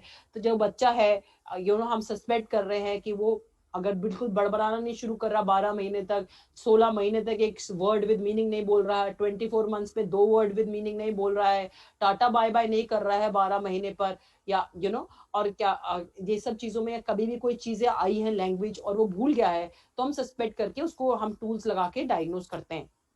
फिर उसके बाद जो मेन स्टे है वो बिहेवियर इंटरवेंशन होता है। मेडिकेशंस का कम रोल है on specific things. So in behaviour intervention becomes the main stay and it is family centric. Parents को ये समझाना है, उनको पूरा साथ लेके चलना है। सिर्फ थेरेपीज कराने से नहीं होता है, उनको समझाना है कि कैसे सारी चीजों को अपने डेली शेड्यूल में उसको इनकॉर्पोरेट करना है। मेडिकेशंस का क्या रोल है? अगर हाइपर एक्टिविटी, इंपल्सिविटी और इनटेंशन है तो मिथाइल फेनिडेट या एटोमॉक्सिडिन या क्लोरिडिन दिया जाता है। या बच्चे अगर बहुत एग्रेसिव है, डिसरप्टिव बिहेवियर है, बेचैन रहते हैं, तो रेस्पिरिडोन और एरिपिप्रोजोल देना होता है। और उसके बाद अगर कोई एंजाइटी वगैरह है या कुछ प्रॉब्लम हो रही है तो फ्लोक्सिटिन देते हैं। अगर दौरे पड़ रहे हैं तो दौरे के लिए वैल्प्रोएट, लेविट्रस्टाम, लेमोट्रिजिन और टोपिरामेड ड्रग्स यूज की गई हैं। और अगर सोने में स्लीप ऑनसेट लेटेंसी है, मतलब सोने के अंदर टाइम ले रहा है सोने के लिए, तो मेलेटोनिन देते हैं। ये सारी guidelines American Academy of paediatrics की 2020 की लेटेस्ट गाइडलाइंस है। पेरेंट्स को ये समझना चाहिए कि ये कई पेरेंट्स में वहम होता है कि हम दवाई नहीं चालू करेंगे, अगर हम दवाई चालू कर देंगे तो क्या होने वाला है, दवाई चालू कर देंगे तो डिपेंडेंसी हो जाएगी, वो सब हमें ध्यान रखना है कि डिपेंडेंसी नहीं होती है। जब जरूरत है तो देना है, ताकि जो बिहेवियर इंटरवेंशन हो रहा है उसके ऊपर बच्चा फोकस करे। अब ये बहुत इंपॉर्टेंट है, मोस्टली पेरेंट्स ना ये कॉम्प्लीमेंट्री ऑल्टरनेटिव मेडिसिन अपने आप शुरू कर देते हैं इंटरनेट से देख के वो सब। तो हमें ये देखना है कि क्या एविडेंस है, क्योंकि मैं आपको ये बताना चाहती हूँ क्योंकि बीमारी लाइफ लॉन्ग रहेगी। तो अगर हम कोई चीज ट्राई कर रहे हैं जिसका कोई एविडेंस नहीं है तो हम कब तक ट्राई करके देखेंगे, क्योंकि बीमारी ऐसा तो नहीं है कि 6 महीने 1 साल में चेंज होने वाली है। यस, मुद्दे एंड प्रॉब्लम्स जो आएंगी बच्चे की हर एज में डिफरेंट है। जब शुरू की एज में इशू है कि हम कम्युनिकेट कर पाए वो क्या बोलना चाह रहा है और हम उसको जो कुछ कमांड देते हैं वो समझे, तभी हम स्कूल में डालेंगे, तभी वो सीखेगा कुछ। बाद में एडोलेसेंट में अलग इशू आएंगे, तो हर चीज के इश्यूज अलग आएंगे। तो अभी इंपॉर्टेंट है कि पेरेंट्स को अंडरस्टैंड करना और इवन प्रोफेशनल्स को अंडरस्टैंड करना कि we should only give the management of with the treatment which has enough evidence, and for others who are able to do research we should generate evidence to do the various management. तो जो complementary alternative medicine है वो ना आपको 3 categories में divide होती है। National products like vitamin, probiotics, dietary therapies. दूसरा होता है like mind and body practices like yoga, music therapy, acupressure वगैरह। और उसके बाद बाकी therapies like hyperbaric oxygen, Ayurveda, homeopathy and stem cell. तो अभी है डाइटरी थेरेपीज के ऊपर कोई क्लियर एविडेंस नहीं है, तो कहते हैं कि और रिसर्च करनी चाहिए। लेकिन थिंग्स लाइक सिक्रेटिन थेरेपी के लिए बोला कि अभी एविडेंस है कि नहीं देना चाहिए। रिगार्डिंग वाइटामिन और डाइटरी सप्लीमेंट जो आप इतने सारे आप देखते इतने लोग लेते रहते हैं, उसके अंदर ये होता है कि there is conflicting evidence regarding dietary supplements. Regarding current evidence for music therapy अभी कंप्लीट नहीं है, दे सजेस्टिंग की पोटेंशियल बेनिफिट है and we should do some studies. Yoga, hyperbaric oxygen और स्टेम सेल के ऊपर कोई अभी करंट एविडेंस नहीं है। Stem cell should be restricted only for clinical trials, वो आपको मैं थोड़ा और डिटेल में बताऊंगी। Currently the mainstay is applied behaviour analysis for skill building and melatonin जो आपको स्लीप के लिए देना है। तो जो सारी है बच्चे के लिए इंडिविजुअलाइज थेरेपीज करते हैं हम भी। Applied behaviour analysis, structure teaching और सेंसरी इंटीग्रेशन को मिक्स करके हर बच्चे का एक इंडिविजुअलाइज प्रोग्राम बनाते हैं जो पेरेंट्स को घर में देना है। तो अभी ये करंट एविडेंस है जो 2019 में छपा है, उसके अंदर ही देखो applied behaviour analysis has the maximum kind of the positive proven results which is there, which is going to be done. And medicine के अंदर अगर इरिटेबिलिटी और एग्रेशन है तो रेस्पिरिडोन और एपिप्रोजोल। तो इसलिए पेरेंट्स को कभी जो थेरेपीज बहुत इंपॉर्टेंट है और जो मेडिकेशंस कभी एडवाइस की गई हैं तो भी लेना है फॉर द बेनिफिट। तो then the next thing which is after understanding the situation कि हमारे ट्रेन प्रोफेशनल्स कम थे, तो हमने इसके लिए एक वेब टेस्ट प्लेटफॉर्म बनाया for wide access to the remote parts of the country to empower both the professionals and the parents. It's important for both veg.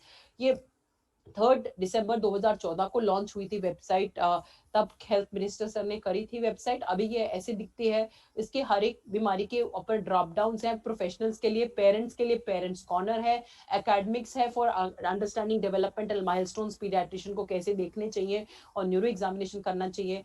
Parents corner में भी डिटेल्स है। और हमारे इसमें ऑटिज्म के अंदर ऑटिज्म ड्रॉप डाउन में training of master trainers to diagnosing और सर्टिफाइंग ऑटिज्म का भी पूरा डिटेल सब कुछ है। It's all there. हमने एक छोटा सा 2 पेज का फ्लायर बनाया है जिसके अंदर सारे जो डोमेन्स होते हैं उसके माइलस्टोन्स, उसके रेड फ्लैग्स कौन से होते हैं कि कब पेरेंट्स को कंसर्न, मतलब डॉक्टर को भी कंसर्न होना चाहिए, ऑटिज्म के क्या रेड फ्लैग्स हैं, ये सारा दिया है। And we been training master trainers to diagnose and certify autism at the behest of National Trust. और अभी भी हम एक कोर्स अभी करने वाले हैं शुरू in the next couple of weeks. And they tools वगैरह पूरा वहां पे है। पेरेंट्स के लिए रिसोर्स बनाए हैं हिंदी इंग्लिश के लिए विद करंट एविडेंस। और कुछ हमारे कॉन्फ्रेंस की प्रोसीडिंग जो ऑटिज्म की भी है वो यूट्यूब में है। ई लर्निंग मॉड्यूल्स हमने बनाए हैं, ये सारों का लिंक है from the website www.pedneuroaims.org। PED is pediatric, NEURO is neuroaims.org।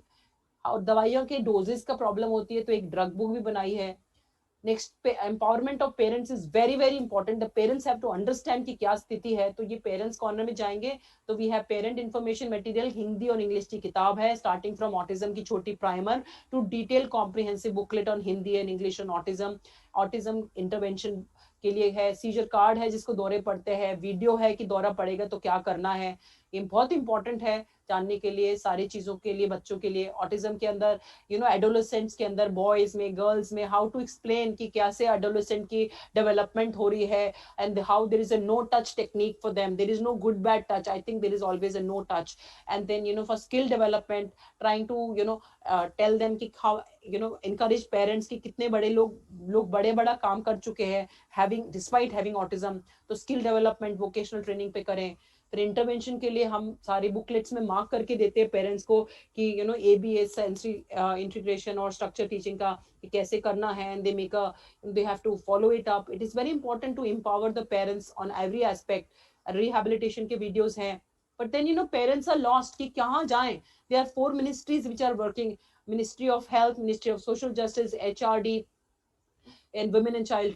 सो उसके अंदर हम मिनिस्ट्री ऑफ हेल्थ के साथ एक डॉक्यूमेंट निकाले थे, वही 2014 वाली कॉन्फ्रेंस में, कि क्या किया जाए, ताकि ये सजेस्ट किया था कि एक डिस्ट्रिक्ट लेवल पे एक प्रोफेशनल होना चाहिए जो गाइड करे पेरेंट्स को कि कहाँ जाना है अपने बच्चे के लिए। They should not be at loss, to break the maze for them, it is very important. And 25 April 2016 को autism was recognized as a disability. So first certificate was given on 28 April 2016 at AIIMS.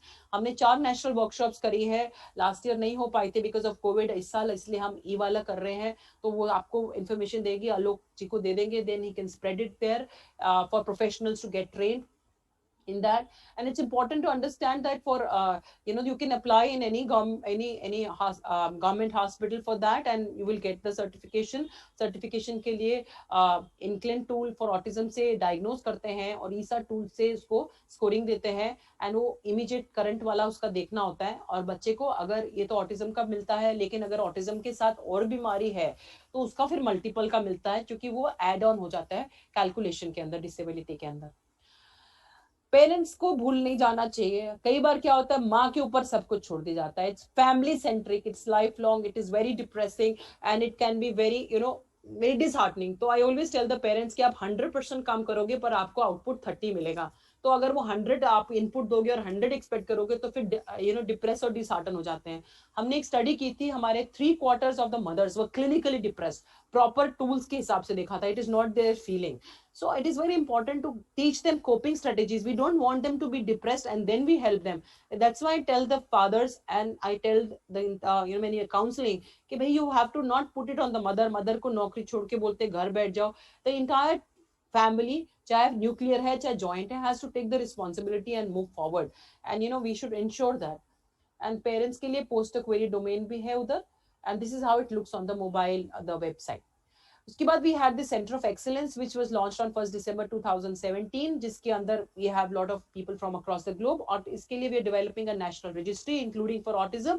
We have a national knowledge training center जिसके अंदर वो e-learning modules हैं, and we are doing training workshops. हमने sensory modalities पे किया था, और भी काफी करने हैं, और अभी नए webinars आ रहे हैं। साथ में हम एडवांस डायग्नोस्टिक्स कर रहे हैं, जिसमें ऑटिज्म के लिए हम specifically we are doing the array CGH and whole exome sequencing and trying to understand कि हमारी इंडियन पॉपुलेशन में क्या पर्टिकुलर जेनेटिक्स एबनॉर्मेलिटीज है, ताकि अगर कोई जीन पैनल्स बन सके बाद में तो उसका देख रहे हैं। Other thing is advanced therapeutics and rehabilitation. We're working with the focus on autism and CP, and autism के लिए virtual reality and augmented reality का देख रहे हैं, trying to do with robotics, artificial intelligence. We currently have trial going on gluten-free, casein-free diet, music therapy पे trial चालू कर रहे हैं, और probiotics पे trial चालू कर रहे हैं, because वो answer अभी भी नहीं है। We have also launched a tele helpline and tele consultation services for autism and other neurodevelopmental disorders. It is very important. और उसके अंदर जो है हमने पहले स्टडी करा है, हमने देखा है कि हम फेस टू फेस कंसल्टेशन को अवॉइड करके we are not missing any critical clinical event. So it was launched on 12th of April 2018, and उसके अंदर टेली हेल्पलाइन में कोई भी फोन कर सकता है, बट टेली कंसल्टेशन में हमारे पेशेंट्स इंक्लूडिंग ऑटिज्म को हम फॉलो कर रहे हैं, who are agreeing for tele consultation.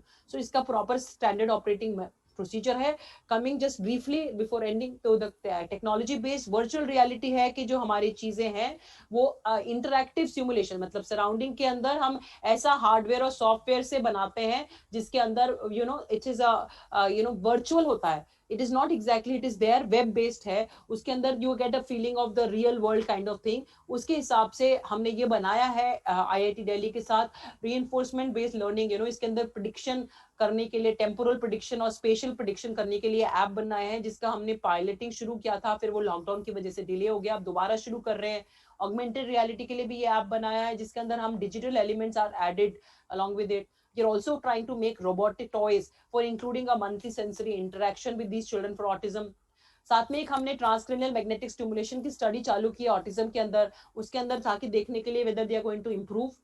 Then we also developed with many international and national places to developing some new tools, advanced tool for getting autism risk and some eye tracking devices. We're working with many people to have and along with Sangat right now with many partners from London and Harvard, and we are trying to do parent based intervention. This is one thing very important. Parents कई बार पूछते हैं मेरा बच्चा कब बोलेगा. Some children are verbal, some children are non-verbal, some children are minimally verbal. So autism is a spectrum disorder. So parents keep chasing the speech part, speech and language. I tell that focus on the communication. We have to work on language, but the communication has to be now. So we are trying to develop mobile app, which is an ongoing study to help these children. So parents have to understand, and even therapists have to understand that we have to understand the communication has to happen. Because अगर बच्चा communicate नहीं कर पा रहा है, तभी वो चिड़चिड़ा हो रहा है, irritate हो रहा है, that is the problem with his behavior. Because what he wants to tell you, we are not able to understand. And he's not obeying our commands. और ये बच्चे ज्यादा auditory cues की जगह visual cues ज्यादा समझते हैं, ये हमें समझना है। अभी प्रेसिजन मेडिसिन का देन है, आजकल क्या है, हर बच्चे के लिए, पहले कहते हैं एक बीमारी के लिए दवाई होनी चाहिए या कोई ट्रीटमेंट होना चाहिए, अभी कह रहे हैं कि हर स्पेसिफिक बच्चे के लिए कुछ होना चाहिए depending on their genetic and environmental thing. Stem cells का जो है अभी कोई रोल नहीं है, कुछ स्टडीज में हल्का फुल्का फायदा आया, पर अभी बस ट्रायल्स में ऑफर है। अभी आप प्लीज अपना जो भी घर के आसपास या कहीं पे भी आपको है, please do not start it. Stem cell just make and form other cells. उसमें ये नहीं है कि अभी तो पता ही नहीं है कि बीमारी क्या है, ऑटिज्म में इतना सारा अनुसंधान चल रहा है, तो how exactly do stem cells are going to go and can make the changes? It's not there in the research. We are doing research, even I'm involved in research, but right now currently actually it's not available, it should not be done on a treatment mode. दूसरा एक नई चीज आई है, exosomes from mesenchymal stem cells. तो ये sales का भी एक पार्ट लेकर हम उसके ऊपर एक स्टडी कर रहे हैं, और वो हम अभी शुरू करने वाले हैं माइस में। वो उसमें ठीक होने के बाद वी हैव अ पोटेंशियल कि इट में be used in humans. So research is going काफी आगे। फिर एक और चीज है कि गट में जो माइक्रोफ्लोरा है, जो हम लोग के गट में आंतरियों में होते हैं बैक्टीरिया, वो बहुत डिफरेंट है। हमने एक स्टडी करी है NDRI करनाल के साथ, उसमें ये पाया है। उसके हिसाब से आगे चल के हम प्रोबायोटिक्स के ऊपर कर रहे हैं स्टडी। जब एविडेंस आ जाएगा 1-1.5 साल में, तब हमें पता चलेगा कि हमारी पेशेंट पॉपुलेशन में प्रोबायोटिक्स का क्या रोल है। एंड ये ट्राइंग टू सी और नए ट्राइंस के micro RNA, long non coding RNA, उसके ऊपर स्टडी कर रहे हैं कि कैसे हो आगे के दौर में। कि अभी क्या है, प्री इम्प्लांटेशन जेनेटिक डायग्नोसिस, मतलब जब क्या है कि हम बच्चे का जैसे IVF से कंसेप्शन करके पहले ही टेस्ट कर लें कि उसमें कोई प्रॉब्लम तो नहीं है। आजकल इंडिया में सिर्फ थैलेसीमा में मिल रहा है, क्योंकि ऑटिज्म कंप्लीटली अंडरस्टूड नहीं है। मैंने आपको बताया कुछ एनवायरमेंटल फैक्टर है, कुछ जेनेटिक फैक्टर है, तो उसका सब अनुसंधान चल रहा है। तो जब वो होगा then we may be able to tell in future. अभी तो सिर्फ रिस्क फैक्टर्स हैं, अभी मालूम है, पर एग्जैक्टली बाद में पता चलेगा। अभी हम एक स्टडी कर रहे हैं जिसमें पेरेंट्स, द फादर का स्पर्म एपिजीनोम देख रहे हैं, ताकि उसके अंदर भी उससे कोरिलेशन आया कि फादर की लाइफस्टाइल, फादर की एडवांस एज से भी कोई रिलेशन है। एक और important to finish it off, screen time पे बहुत बात होती है। देखा गया स्टडीज में कि 2 घंटे से ज्यादा स्क्रीन टाइम अगर देते हैं तो कुछ ऑटिज्म टाइप सिम्टम्स हो जाते हैं। पर ये पहले 12 मंथ्स की एज पे दिखाया है, जामा पीडियाट्रिक्स स्टडीज में 18 महीने पे कोलैबोरेट नहीं आया है। अभी इसका अनुसंधान चाहिए, we can not say anything. पर AAP, American Academy of Pediatrics ने कहा है कि 18 से 24 महीने के बच्चे में कोई स्क्रीन टाइम नहीं देने की जरूरत, 3 से 5 साल में 1 घंटे का देना है, और एलिमेंट्री स्कूल 6 से 10 साल में 1 से 1.5 घंटा देना है, और मिडिल स्कूल में 2 आवर्स देना है। पर अब ये सारा कुछ ही चेंज हो गया है because of the Covid, and सारी क्लासें ही ऑनलाइन हो रही हैं। तो ये जो फिगर्स हैं हम बता रहे हैं, they are beyond the training, beyond the academic work. आप समझ रहे हैं? तो कोविड-19 ने क्या किया है, हमने एक मेटा एनालिसिस किया था सारी वर्ल्ड की जितनी स्टडीज हो रखी है on the psychological and behavior aspects of कोविड-19। तो हमने देखा है कि बच्चों में एंजाइटी, डिप्रेशन, इरिटेबिलिटी, बोर्डम वगैरह सब आया है, लेकिन जो प्री एग्जिस्टिंग जिनको ऑटिज्म है उनके बिहेवियर में वर्सनिंग आई है। during this time. So there is a need. We are trying to develop some AI based intervention packages. उसके ऊपर we are doing a research to try to get up with the AI based online intervention packages for children with autism. And they autism के बच्चों में ये एक और मुद्दा रहता है, वो मास्क लगाना कैसे है, उनको समझाना, फोटो से समझाना, नीड समझाना, it's very very important. Social distancing, वो that becomes very big challenges. To end it off, the union theme of the year, UN theme is inclusion in workplace challenges and opportunities in the post pandemic world. इसके लिए ये हमारा एक patient है, उनका ये है कि हमारे को क्या करना है, उनके जो है उसको डायग्नोसिस करके थेरेपी करना है, इंक्लूसिव एजुकेशन करना है, स्किल डेवलपमेंट करना है. And this child now 18 years has come a long way and parents ने उसकी फोकस किया. He wanted to do painting, he wanted to do photography, वो सब कराया, पर उसको बेकिंग में पसंद था, तो अभी बेकिंग का कोर्स कर रहे हैं ये professional, and he ultimately become a baker and he has done his 10th class from open school this year. So I think we have to understand and encourage every child. And उन्होंने ये बोला, उनके father ने mother ने ये भेजा है, equality तो ऐसे है, इक्विटी ये है, तो हमारे को इक्विटी पे जाना है कि ये थोड़ी है कि सबको इक्वल चीज देनी है, हमारी क्षमताएं अलग हैं, हमारे को इसलिए उस हिसाब से इक्विटी होना चाहिए ताकि हम रीच करें. तो इसलिए एक बार नेशनल ट्रस्ट के साहब ने ये टैलेंट हंट किया था ऑटिस्टिक मार्वल्स का. तो ये बच्चे हैं, देखो, this girl was doing wonderful creative writing. These all 7 children were felicitated at Vigyan Bhavan plenary hall by the minister. Gehlot ji had done along with 2 more ministers of social justice. This girl was called from Kerala to be felicitated. ये बच्चा है Aditya, he has been doing Ganesha की इतनी अच्छी अच्छी ये मूर्तियां बनाते हैं, सिर्फ गणेशा की बनाते हैं, फोटो भी गणेशा की स्केच करते हैं. Bharat Chauhan was doing got a Limca Book of World Records में है for non stop swimming and cycling करते हैं. ये रणवीर सैनी का स्पेशलाइज्ड गोल्फर है, उसके लिए इनको गोल्ड मेडल मिला हुआ है ओलंपिक्स में. So this is very important. And you have this child Prabhu was for skating, swimming, painting के लिए है, इतना सारा उनको क्रेडिट मिला हुआ है. This child makes such beautiful Kundan. आप और मैं क्या सोच सकते हैं, क्या कुंदन आर्ट कर सकता है ये कुंदन का, देखिए क्या प्रोफेशनल से भी ज्यादा है.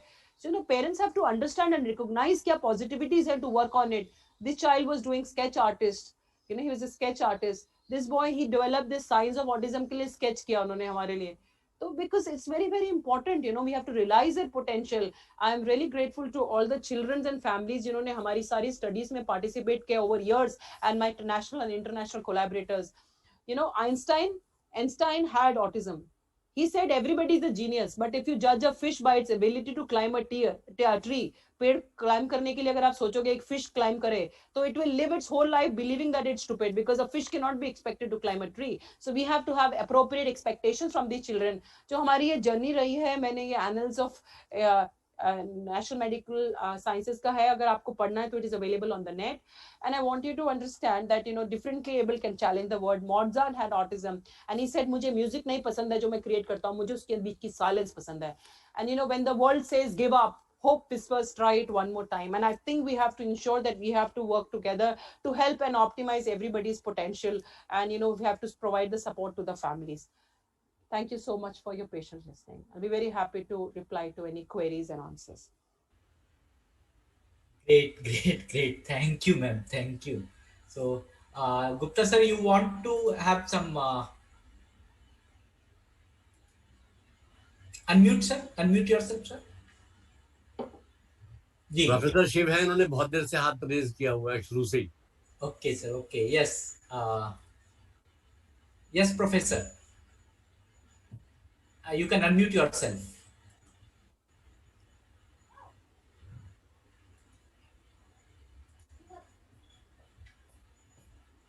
Okay. So I have so many questions in the chat box also. तो मैं I'll go one by one. आलोक जी, इससे पहले आप जाएं कि डॉक्टर साहब ने लगभग 1 घंटे के समय में हमारे को ऑटिज्म के चारों तरफ घुमा दिया. मतलब she has not left even a single corner कि जो उन्होंने टेस्ट नहीं किया हो, आइडेंटिफिकेशन की बात हो, असेसमेंट की बात हो, इवैल्यूएशन की बात हो, ट्रीटमेंट की, उनके मैनेजमेंट की बात हो. ट्रीटमेंट की जगह भी मैं मैनेजमेंट कहता हूँ कि a lot of people say भाई हम ट्रीटमेंट करेंगे, ट्रीटमेंट से भी बहुत सारी बीमारियां ठीक हो जाती हैं, बहुत सारी बीमारियां ठीक नहीं होती हैं.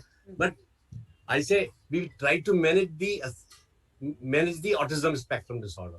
जो ऑटिज्म स्पेक्ट्रम है उसको मैनेज करने की कोशिश करते हैं, कैसे कर सकते हैं, क्या कर सकते हैं, तो वो चीजें हैं।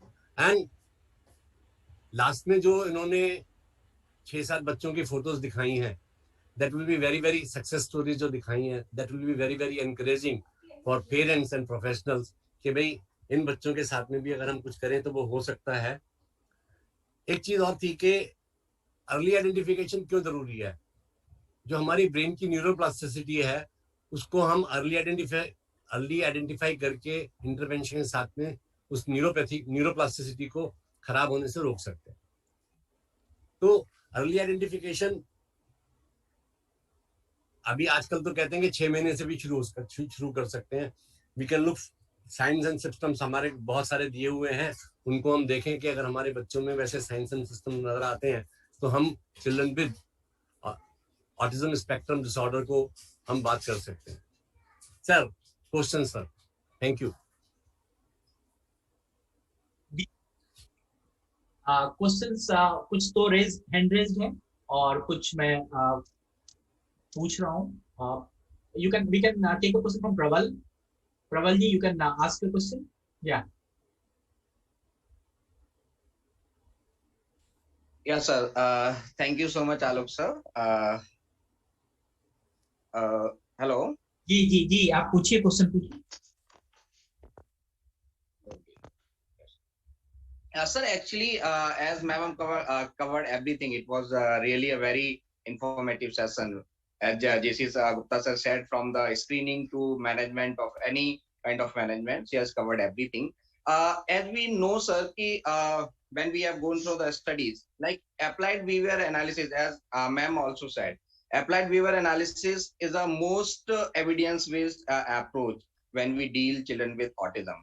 But हमारे इंडिया में क्या है, मोस्टली हम लोग देखते हैं हमारे इसके सेंटर्स पे या हमारे साथ जब पेरेंट्स आते हैं तो एक बहुत बड़ा चैलेंज होता है कि प्रॉपर एवीए थेरेपिस्ट कौन है ना। जो हमारे आरसीआई रिकॉग्नाइज स्पेशल एजुकेटर हैं, एज सच कोई स्पेसिफिक कोर्स तो एवीए में नहीं है जो आरसीआई ने रिकॉग्नाइज किया है, और मुझे लगता है कि इंडिया में भी कोई ऐसा ऑर्गेनाइजेशन नहीं है जो आरसीआई सर्टिफाइड कोई कोर्स हमें प्रोवाइड करता हो। तो एज ए पेरेंट ये कभी कभी बहुत चैलेंजिंग रहता है, और ये पेरेंट के लिए कहीं ना कहीं बहुत बड़ा एक मैं कहता हूँ कि हमेशा पेरेंट बहुत कंफ्यूजन में रहते हैं कि हम कहाँ पर जाएं।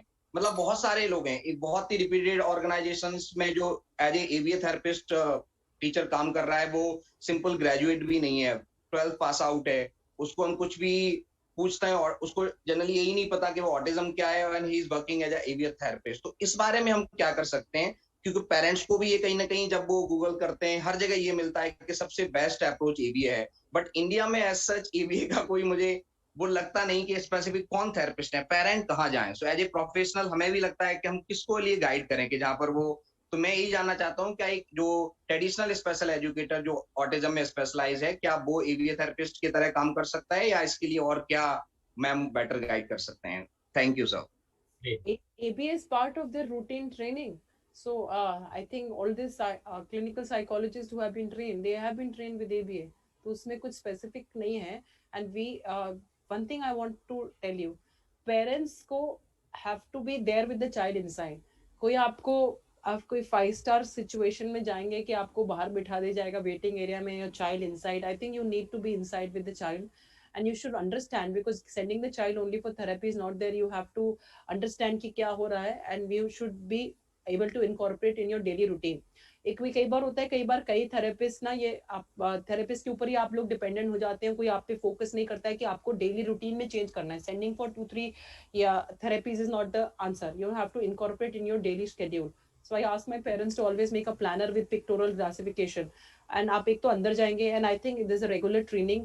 Third, we are also trying to, we'll be making a AI based, artificial intelligence based some e-learning module for various therapies for autism and CP. So that will be available for everybody to be there and accessing to it. And I think most of the people who are professionally trained with the clinical psychology, the ABA is a part of their curriculum. So that should not be a concern. Okay, Mr. Madan Lal ji, what question you have? Yeah. Mr. Madan Lal. sir. जी.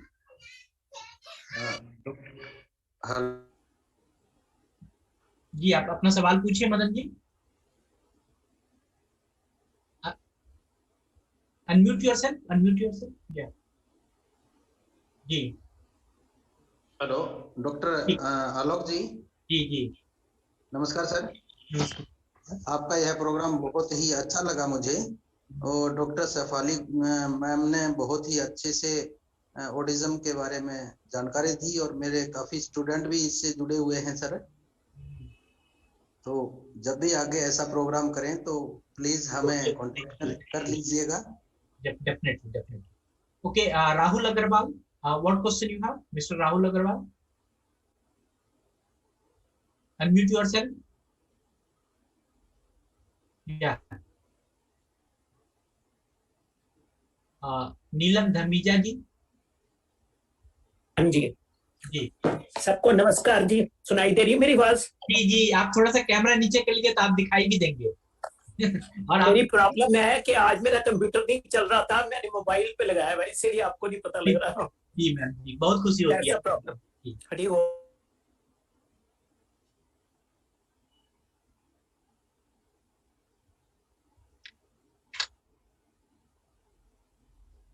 आपकी आवाज नहीं. Okay. हाँ Rahul ji, you can ask your question.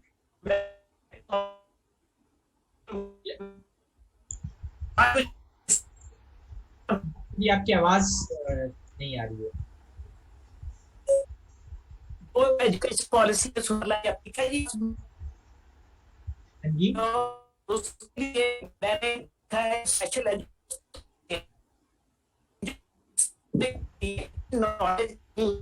Problem है. दूसरी बात है हम लोग आपकी आवाज नहीं सुन पाए. संगीता बासु. नमस्कार जी.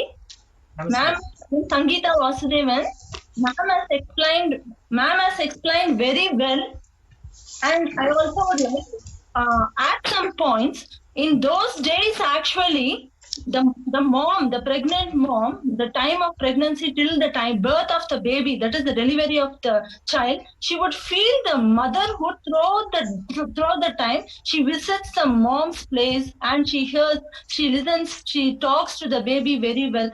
So this means this disorder, this neurodevelopmental disorder, is actually the result of the environmental factors, that is the stress and the environmental factors that is governing the gene, that is governing the defective gene. So I could also say that this may also lead to lack of, after the birth of the child, this may lead to lessened social interaction, because nowadays the mom visits workplace rather than staying at workplace and visiting and working late hours, rather than being at her mom's place or grandma's place.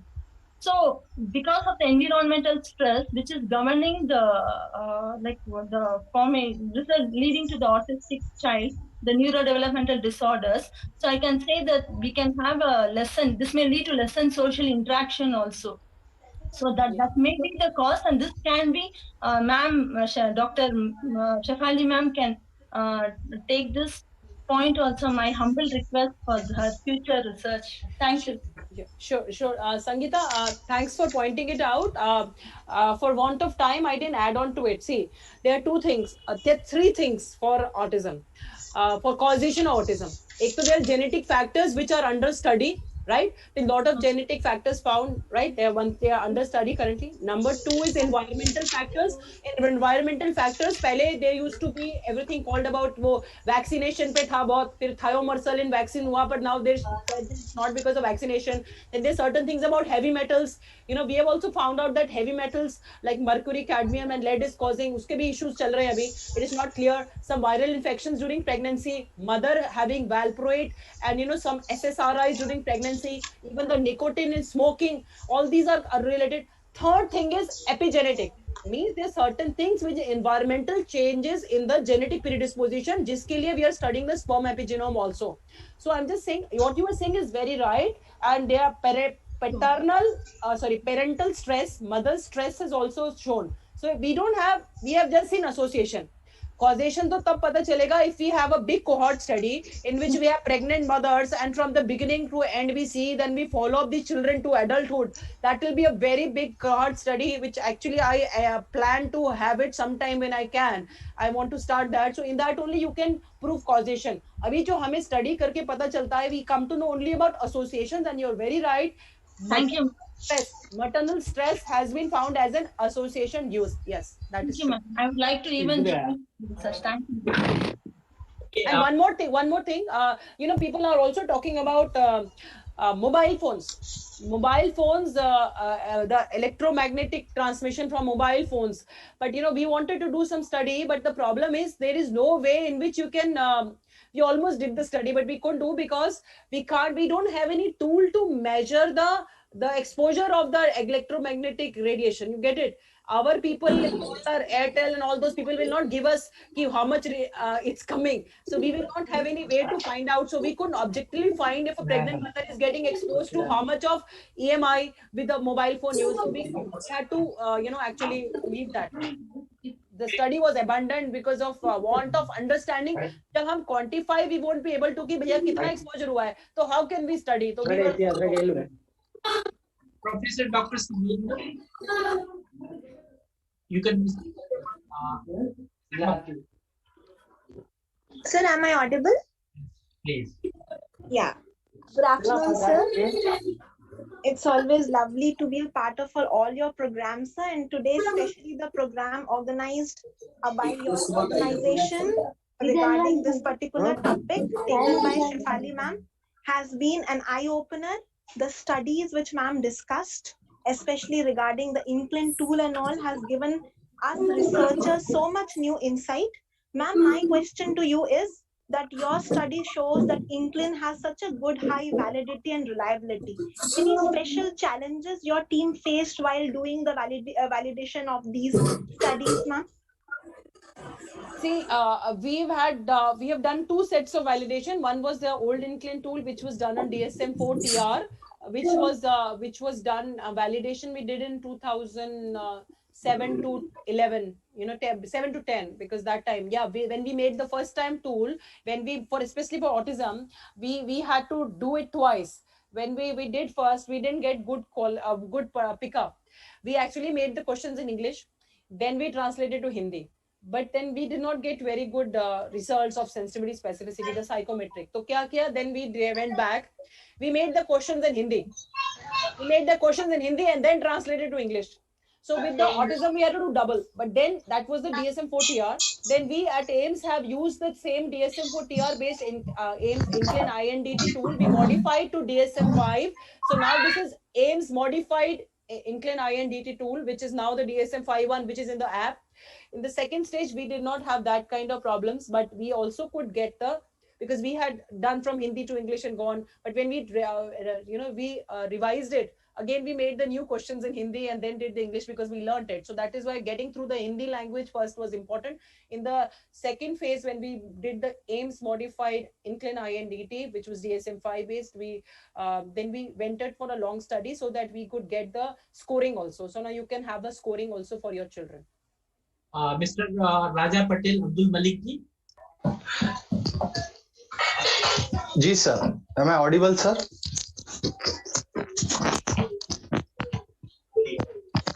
Ji madam, मैं special educator हूँ मंदबुद्धि क्षेत्र में, intellectual disability क्षेत्र में। मेरा सवाल madam screening tool से था कि हमारे पास पेरेंट्स आते हैं तो हमें ये जज करना होता है कि ये बच्चा इंटेलेक्चुअल डिसेबिलिटी में आता है या फिर ऑटिज्म में आता है, तो इसके बारे में क्या टूल्स हमें यूज करने चाहिए जिससे हम डिफरेंशिएट कर सकें इंटेलेक्चुअल डिसेबिलिटी बच्चे में और ऑटिज्म बच्चे में?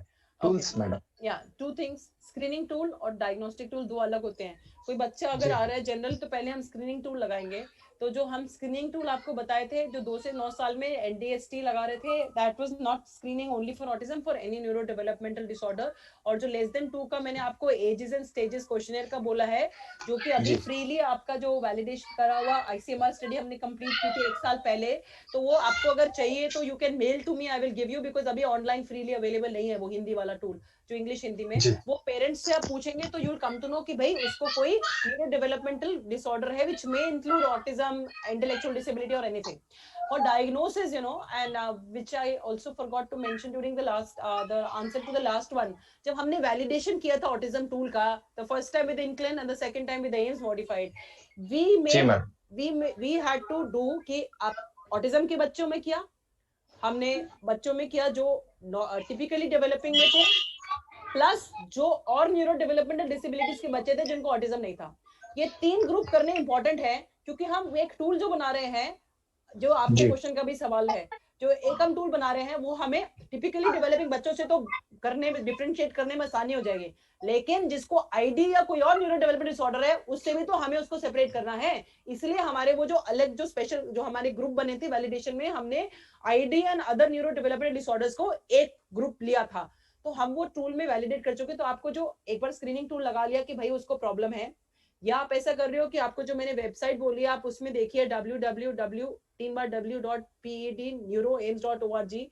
उसमें हमारा एकेडमिक कॉर्नर में डेवलपमेंटल माइलस्टोन्स का है, वो 2 पन्ने का चार्ट है, उसमें आप खुद निकाल लीजिए. As you are seeing, you have just only few questions to ask कि आपके सारे डोमेन्स क्या हैं, और उसमें आपका you have the you know, if any red flag for autism comes, either that or you put the screening tool, then you apply the app for autism वाला AIMS modified जो टूल है, जो Ped Neuro AIMS Diagnostics है, उसको आप डालें. उसमें आपको डायग्नोस्टिक क्राइटेरिया मिल जाएगा कि आपका वो ASD फुलफिल कर रहा है कि नहीं. So that will be very simple for you to do. So you can download that app from the Google or Apple Play Store free of cost. नीलम धमीजा जी, नीलम जी. हाँ जी, थैंक यू सर. मुझे मेरा net खराब हो गया था. हाँ जी, मेरा ये सवाल है, अगर आपसे रिक्वेस्ट है डॉक्टर साहब कि मैं आपका फोन नंबर या email whatever you may feel like, can you pass it on to the organiser, he will send to me please. No, my email I can tell to everybody is shefali@gmail.com is shefali@gmail.com. Anybody is free to contact me, ma'am, anytime. I should write down, please. Don't mind? No, I don't mind. I shall ask you to repeat. Yeah, I am repeating. It's SHEFFALI Shefali Gulati GULATI. Yes, please. हाँ जी. SHEFFALI. Ma'am, जो आपको मिला होगा ना flyer, मेरे नाम का flyer मिला होगा जिससे किया है डॉक्टर आलोक ने भेजा है, वो फ्लायर में नाम का स्पेलिंग ठीक है, तो शेफाली गुलाटी वहां से उठा लीजिए @gmail.com. सब छोटा है. SHEFFALIGULATI@gmail.com. एक बार मैं देखूं उन्होंने स्पेलिंग मेरा सही लिखा है, मेरा स्पेलिंग सही लिखा है. ये अभी जो है आलोक जी ने ना चैट बॉक्स में भी डाल दिया, तो वहां से भी ले. वो मैम नहीं पढ़ेंगे ना, इसलिए करा है. I mean, मैं देखूं आलोक जी ने स्पेलिंग मेरा सही लिखा है कि गलत. लेट मी जस्ट चेक, नहीं तो फिर आलोक जी को मैं अभी पूछना पड़ेगा मुझे अगर मेरा स्पेलिंग गलत है. आलोक जी स्पेलिंग सही है? स्पेलिंग एरर का प्रॉब्लम तो है. नहीं, स्पेलिंग सही है, बच गया. ओके. शाश्वती दलाल जी. जी मैम, थैंक्स. आलोक के चैट बॉक्स से देख लेती हूँ. मैम एक चीज बताना चाहती हूँ कि जो ये this one which you have given the talk and all that, it was so informative. It is not that you are there, so that's why I'm very frank in all this. The teachers are always frank, you know. So very informative. I have attended 6-7 workshops on autism, but whatever you told me, that nobody has ever told us. So this is very good, informative, and I shall share it with parents. Sometimes I have to take parents workshops also, where I have to tell them about all these differently able children, mentally retardation, and all this I have to talk to them. So that is a very good thing for me. Thanks a lot for giving so much information. Thank you, ma'am. I need something in return from you. I need your blessings. Oh, God bless you, ma'am. God's blessings are, so that we can say, utmost. I'm also waiting for that, but still, God bless you, ma'am. Thanks. Neelam ma'am, she's always comes to Mashwara and bless us. और आपके blessing से हमारा मशवरा चलता है. That's yours is 20th now. Next workshop. Next on 17. Okay, Saraswati ji, please. हाँ, मैं बहुत क्यूरियस हो रही हूँ, इतने सारे इंफॉर्मेशन के लिए थैंक्स. लेकिन मैं एक स्टैटिस्टिक्स देना चाहती हूँ. मेरे बेटे को ऑटिज्म है, ASD. उसको दौड़ा नहीं पड़ता, बट उसके फादर को, मतलब मेरे हस्बैंड को ऑटिज्म नहीं है, बट ही इज एपिलेप्टिक। तो मैंने कभी ये सवाल कभी किसी से नहीं किया, बट आज पता नहीं क्यों क्यूरियस हो रही हूँ। क्या कोई ऐसे स्टडीज हुआ है, कोई रिलेशन या कुछ कमेंट करना चाहेंगे आप इस पे मैम? हाँ मैम, एक चीज बताना चाहती हूँ, वो मैंने टच नहीं किया था regarding the recurrence risk of autism and families का। ठीक है, अब हमें पता है autism is seen 4.5 times more in boys than girls, वो तो सबको पता है, राइट? अब ऐसा है कि अगर हमारी फैमिली में एक लड़की को ऑटिज्म है तो नेक्स्ट प्रेगनेंसी में रिकरेंस रिस्क है 8%। That means the prevalence was more in boys, पर अगर एक लड़की है फैमिली में इफेक्टेड तो नेक्स्ट प्रेगनेंसी में risk is 8%. If boy is affected, the next pregnancy may risk is 4%. But if two people are affected, the recurrence risk is 25 to 35%. Oh. And there are 2 to 3% families who have more than one child with autism. इसके बाद जो next सवाल में next चीज बता रही हूँ, that may little bit of concerning your thing. There is 17% family history of somebody in the family having some personality or behavior problem, but not an autistic. आप मेरी बात समझ गए? So there is this 17% के करीब families की history है कि there is somebody in the family who may have some behavior problem or a personality issue, but it is not labeled autism. So that is why it is, because it is some genetic factor, environmental factors, multiple things and epigenetic factors, तो इसलिए वो है. लेकिन उसके अंदर risk of epilepsy वाले से relation कोई पढ़ा नहीं आज तक, ना मैंने study किया है. लेकिन ऑटिज्म वाले के अंदर एपिलेप्सी आपको मैंने बताया था इज सीन फ्रॉम 7 to 23%, और एपिलेप्सी वाले में autism is seen in 6.3%. And sometimes some people who have mild autism, who are high functioning, may get missed, may not be diagnosed until adulthood also. I'm not saying anything individual, मैं आपको general information दे रही हूँ. And other thing is, let's one my message to parents is, once you get label of autism, what happens is, I have noticed, they go to 10 doctors कि एक जरा भी बोल दे कि autism नहीं है. That is understandable psychological thing. Next step happens, जब पता है कि autism है, then they start blaming. And शायद 2021 से maximum blame comes on the mother. भाई हमारी साइड में तो था नहीं, तुम्हारी साइड से आया है. I'm just telling you, this is general, and this is more in educated people. I have seen in bureaucrats, I have seen in doctors, so it's not that it's in general public. Then next, I just request them stop the blame game. And it is not a death sentence. It is a very serious challenge. But it's not a Amazon का parcel जो आप exchange कर दोगे. He's been sent by God without a returnable change, exchangeable नहीं है, and is a part of your own body, our own child. So we have to understand कि पांचों उंगलियां बराबर नहीं होती हैं. Typically developing children भी ऐसे होते हैं जो बार-बार ही फेल होते रहते हैं सारी उम्र, पर रूल के पास होते हैं, और कहीं जो टॉपर होते हैं, तो हम उसको स्पेक्ट्रम मान सकते हैं. पर ये जो बच्चे, क्योंकि सोशल इंटरेक्शन और कम्युनिकेशन की इशू है, तो हमारे जो सोशल जो हमारे आइडियल्स हैं सो कॉल्ड, उससे भिन्न है, तो दैट डजंट मीन कि हम उनको ना माने. You understand? It's not their fault or parents' fault that they are having a issue. We have to understand that and destigmatize it. It can happen to any one of us. All our children have to be given an equal importance, and उनकी potential को parents ने ही देखना है और आगे लेना है. और not me phenomenon लोग समझते हैं, which I feel is very wrong. मुझे लगे कि मुझे disability नहीं है, मेरा accident हो सकता है. I can go on a wheelchair, I should understand that. And we should thank for every positivity we have in life. And for parents of children with autism, glass जो पानी का है, किसी का पूरा भरा नहीं है. Even I am going on drinking, काफी कम हो गया खैर. But point is, अगर हम खाली पोर्शन को देखते रहेंगे, जिंदगी नहीं कट सकती है. किसी का भी पूरा भरा हुआ ग्लास नहीं है. We have to see the positivities we have in our child and in our lives. Nobody's life is happy in completeness. And we have to help and give happiness to each other and try to optimize a child's potential. Everybody has a right to life. Everybody has a fundamental right to respect and dignified life. And one more thing is, everybody should understand, और अगर आपके बच्चे को देख के कोई हंस रहा है, आपको देख उसके ऊपर आंसू नहीं बताना है.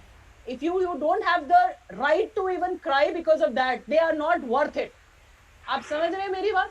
कि दूसरों को समझना है कि हम किसी को लुक डाउन अपॉन नहीं करेंगे. आई डोंट फॉरगेट दैट सत्यमेव जयते ऑफ वंस जो आ रहा था आमिर खान जी का, उसका कोई इक्थियोसिस था, बच्चे को अडॉप्टेड चाइल्ड था, उसको इक्थियोसिस अनरिलेटेड. वो मदर ने बोला, जो अडॉप्टेड बच्चा लिया उसने, कि किसी ने उसको एक शॉपिंग मॉल में थूक दिया उस बच्चे के ऊपर बिकॉज उसकी स्किन में लीजन्स थे. I just can't forget that. How horrible can people think and feel, हम सब भगवान के सामने equal है, equal in front of God. You know, we should respect each other. Each soul has to be respected equally, I feel. That is very, very important. And you please don't cry if anybody is looking down. Don't have the right to explain to anybody. Let them go jump. You know, if they don't understand, they're not worth it. I am very clear on that. Hello, ma'am. Yes, it's Neha. Yeah, this is a good evening, everyone. I'm from Mumbai Child Health Foundation.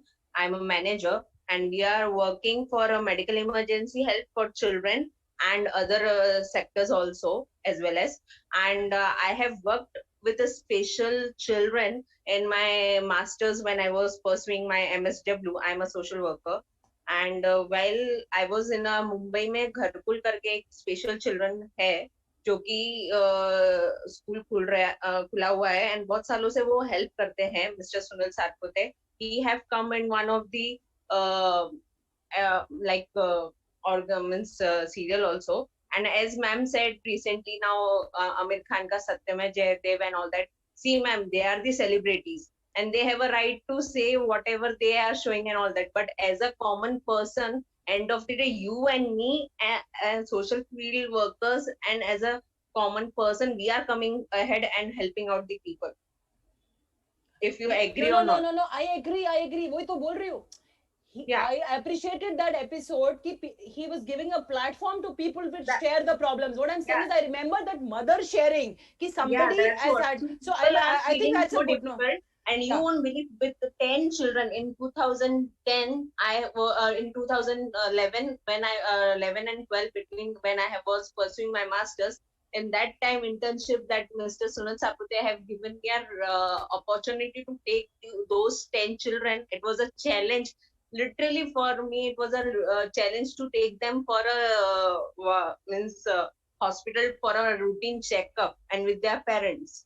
So people their life is so changed and they want to act in a normal way. And you won't believe, like whenever I was in a field for 2 years, my internship was there I was accepting and that their routine life, everything, but I couldn't eat my food whenever I was in a field. Because watching them, it was a कहते हैं ना bookworms आना शुरू हो जाते हैं, like बच्चों का अगर ऐसा स्थिति है,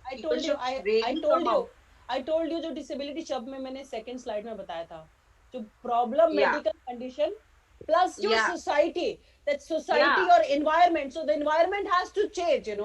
And I'm glad that means one of the associated Mr. Rajkumar have shared this email, means like today's link with me, and you have given a wonderful talk and realistic things, and it's really appreciative, and we would be really in future also if we'll be a part of that, if I can also call you for some like Zoom meeting in our organization and all that. So sure, ma'am. Anytime. Yeah. Thank you so much for allowing me. Yeah, you're welcome. I'll be very happy to. I'm very passionate about it. Anytime. Just we have the 3 hand raised. We'll take and we have so many questions. I have written it from the chat box. Okay. Shiv Kumar ji. Yes, sir. Sir, my name is Shiv Kumar. I am from Bangalore. So my humble gratitude to Dr. Alok, Jagdish sir, and Madam Shefali ma'am. She has, I'm a psychologist basically. She has covered entire perspective on autism within a very short 1.5 hour. I am very much thankful to her for providing me. My question for you, ma'am. The autism, you know, the autistic child, if the intervention is done in the beginning, will it the degree of recovery will be more, or if the intervention is not done in the beginning, that recovery will go further? And I have 2 cases where the present age of the child is 22 years, ma'am. But still he has not recovered, you know, totally, in the sense not able to function day-to-day activities also, ma'am. So the parents are very much is worried on this aspect. So my question is whether this autism can be cured or not. What are the main focus, like precautionary, we can take so that it can be cured, ma'am? One thing, sir, I mentioned in my presentation that it is not curable. Once you have autism, it remains lifelong, but issues and challenges at different phases of one's life will change. But जो challenge आएगा उसका हल है. You'll address that, then you'll overcome that challenge, but you will not cure the disease. Other thing is early diagnosis and early intervention is very helpful, because I'll tell you what, you have social interaction, communication on one side, then second side is what? Repetitive behaviors and focused fixed interests, right? So what happens is, before those things develop, if you are putting on the intervention, they will not develop. Otherwise, when your stereotypies and all develop, you have to undo them. It takes time and effort. So banega hi nahi jab tak. आप समझ रहे हो? So that will be better, always better to have it early. And you know what?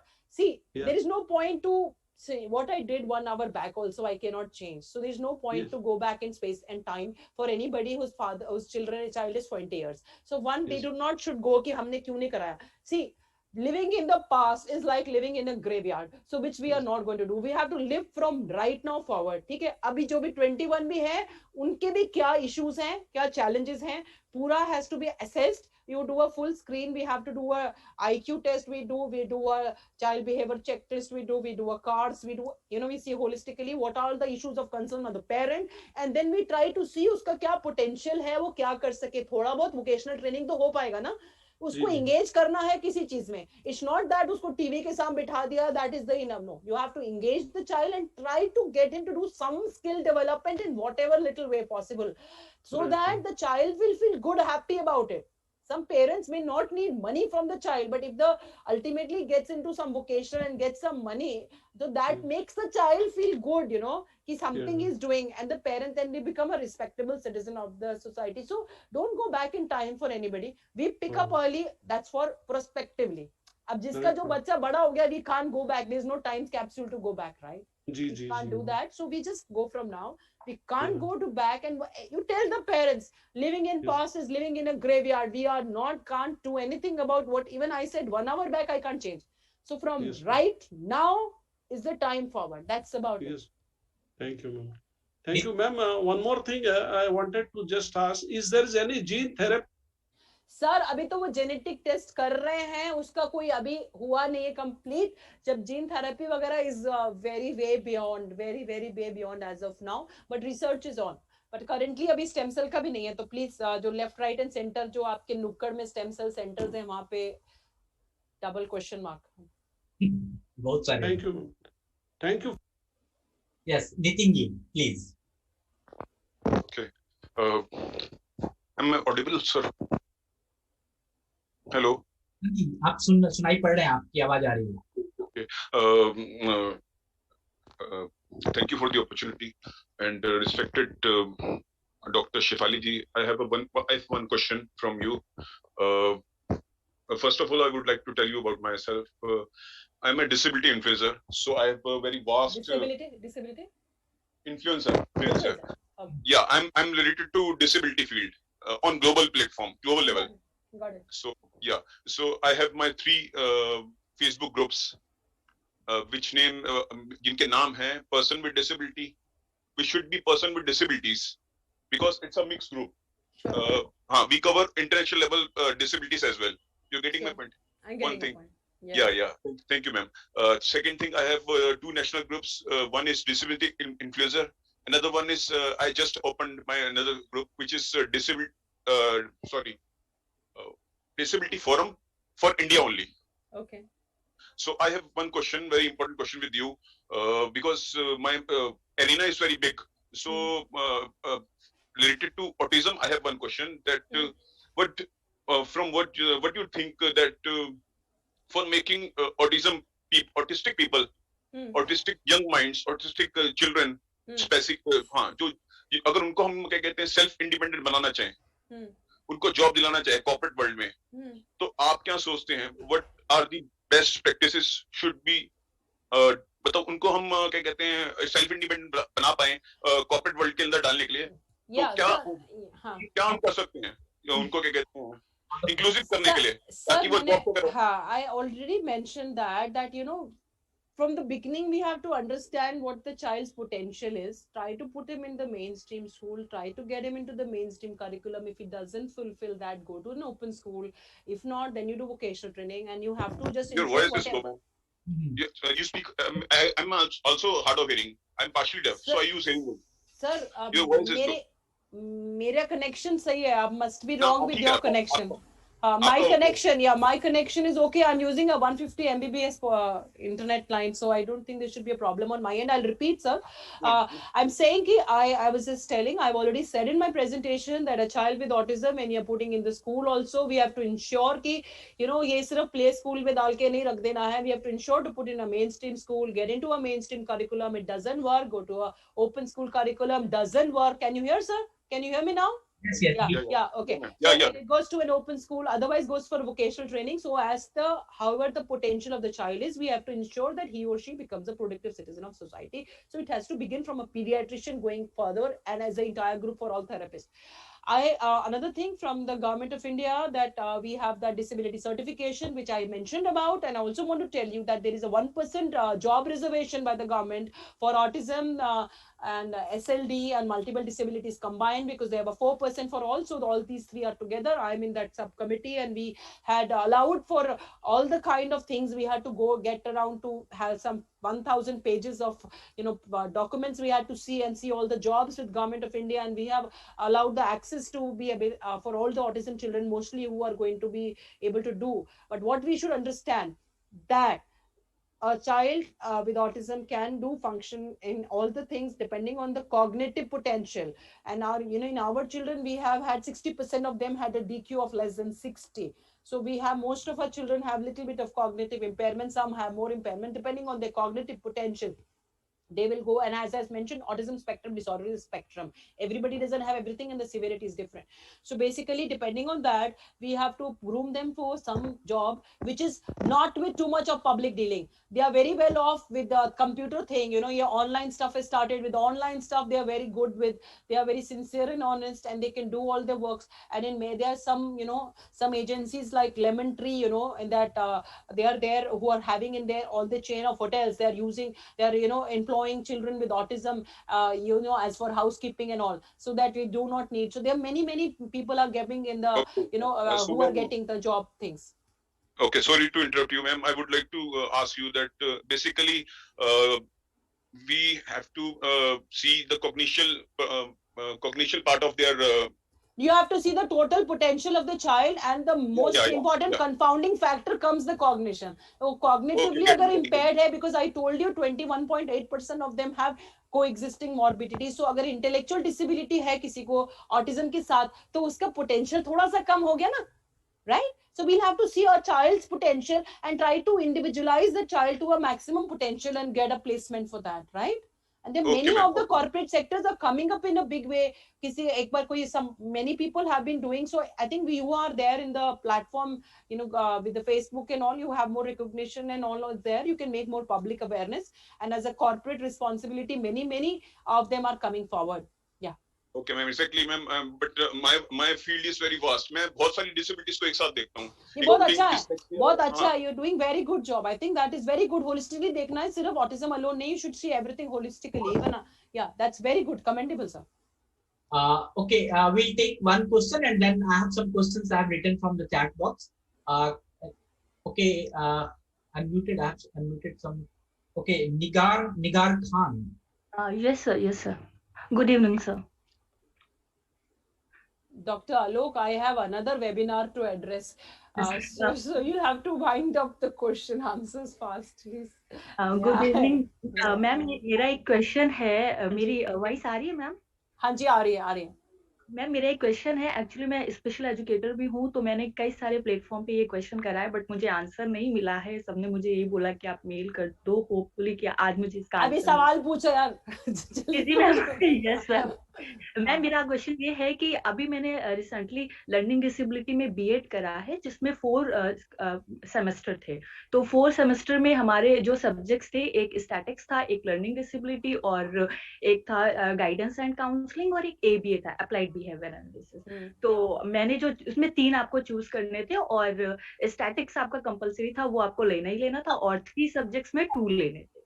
ठीक है, तो मैंने ABA और learning disability Lee. But अब मेरा क्वेश्चन ये है कि इंडिया में बीसीबीए के अंडर ही आप एबीए करवा सकते हो, तो सीआरएसयू ने कैसे ये अप्रूव कर दिया कि आप एबीए ले सकते हो?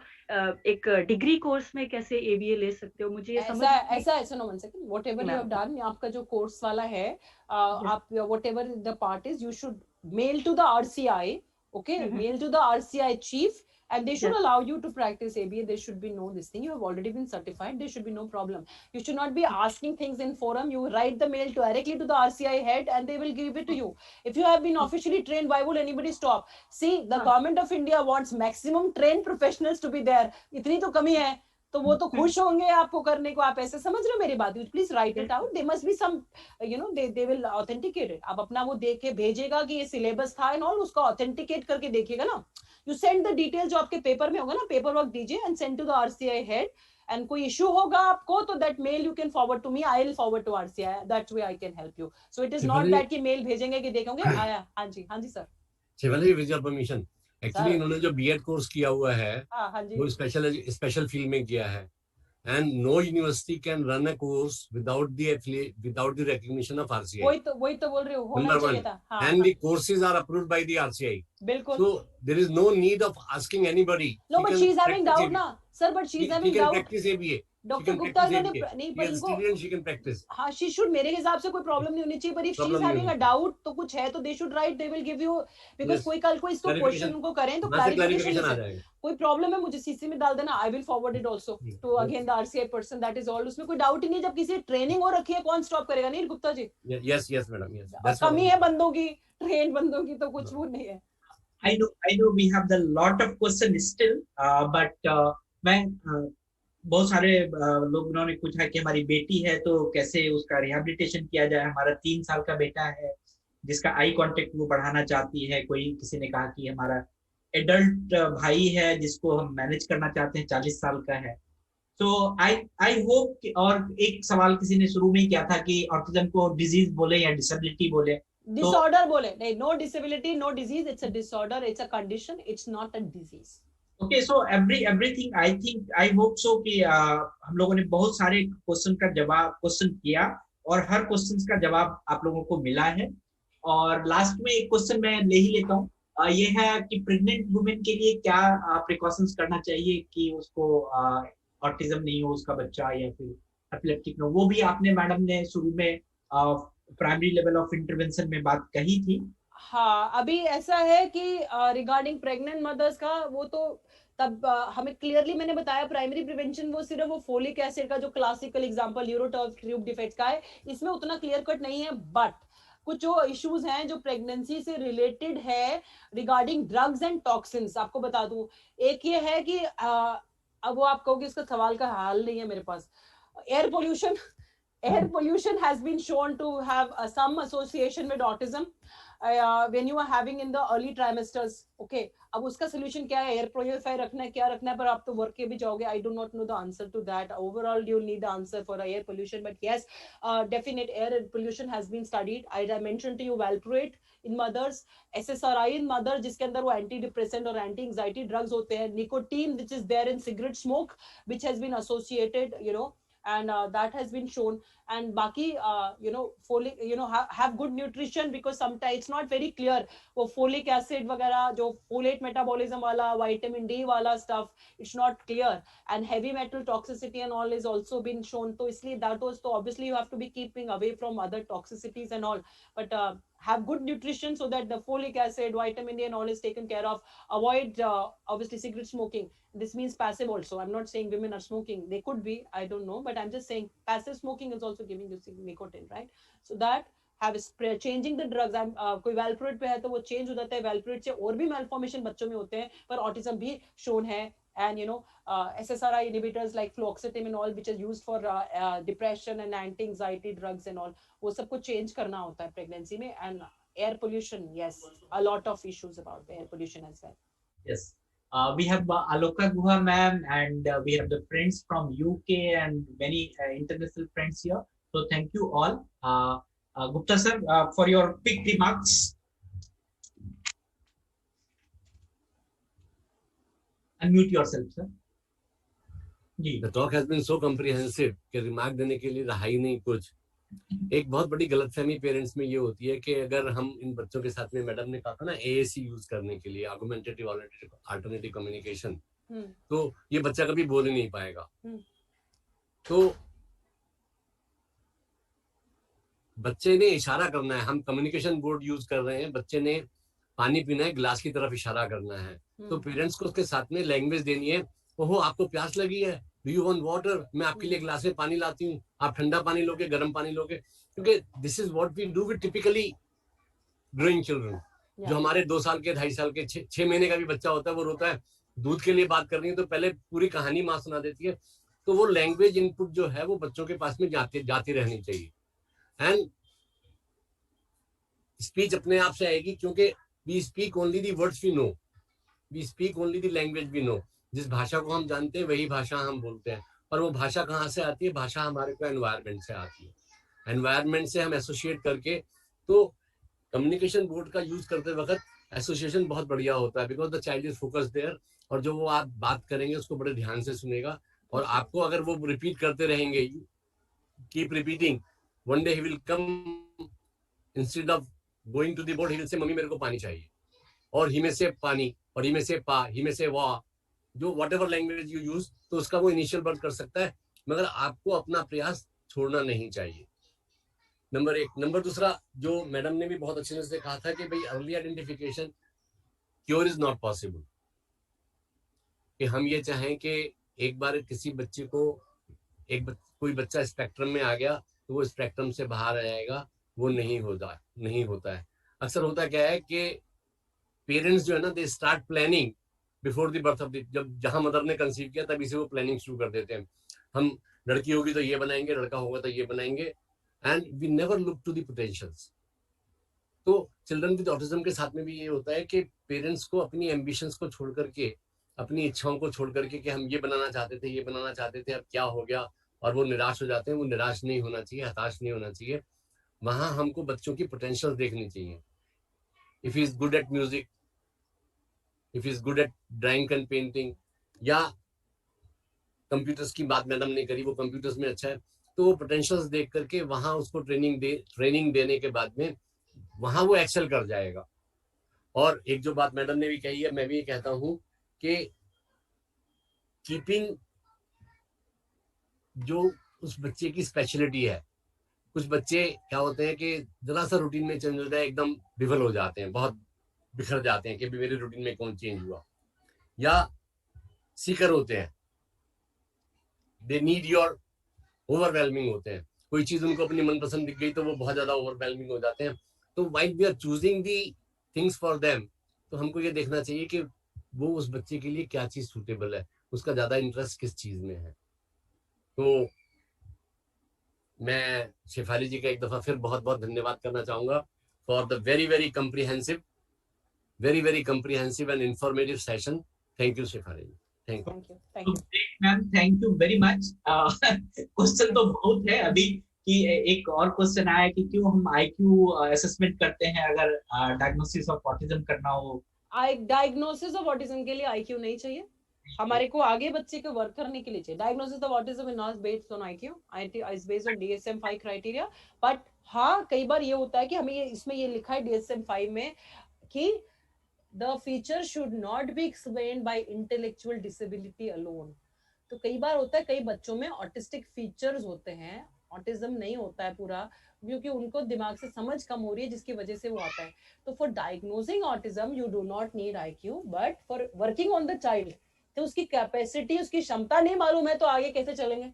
तो उसकी क्षमता मिलनी है, साथ में हम चाइल्ड बिहेवियर चेकलिस्ट लगाते हैं, उसके बाकी बिहेवियर की इश्यूज देखते हैं, फिर कार्स करते हैं, उसका सिविरिटी देखते हैं, अपने DSM-5 का जो एम्स वाला टूल है उससे सिविरिटी देखते हैं, फिर पेरेंट के कंसर्न देखते हैं, फिर लिस्ट बनाते हैं कि ये चीजों पे एड्रेस करना है, फिर वो applied behaviour analysis, sensory integration, structure teaching से उठा के पॉइंट्स निकाल के फिर उनको बताया जाता है. तो IQ is not for diagnosis, it's for managing the child, you understand?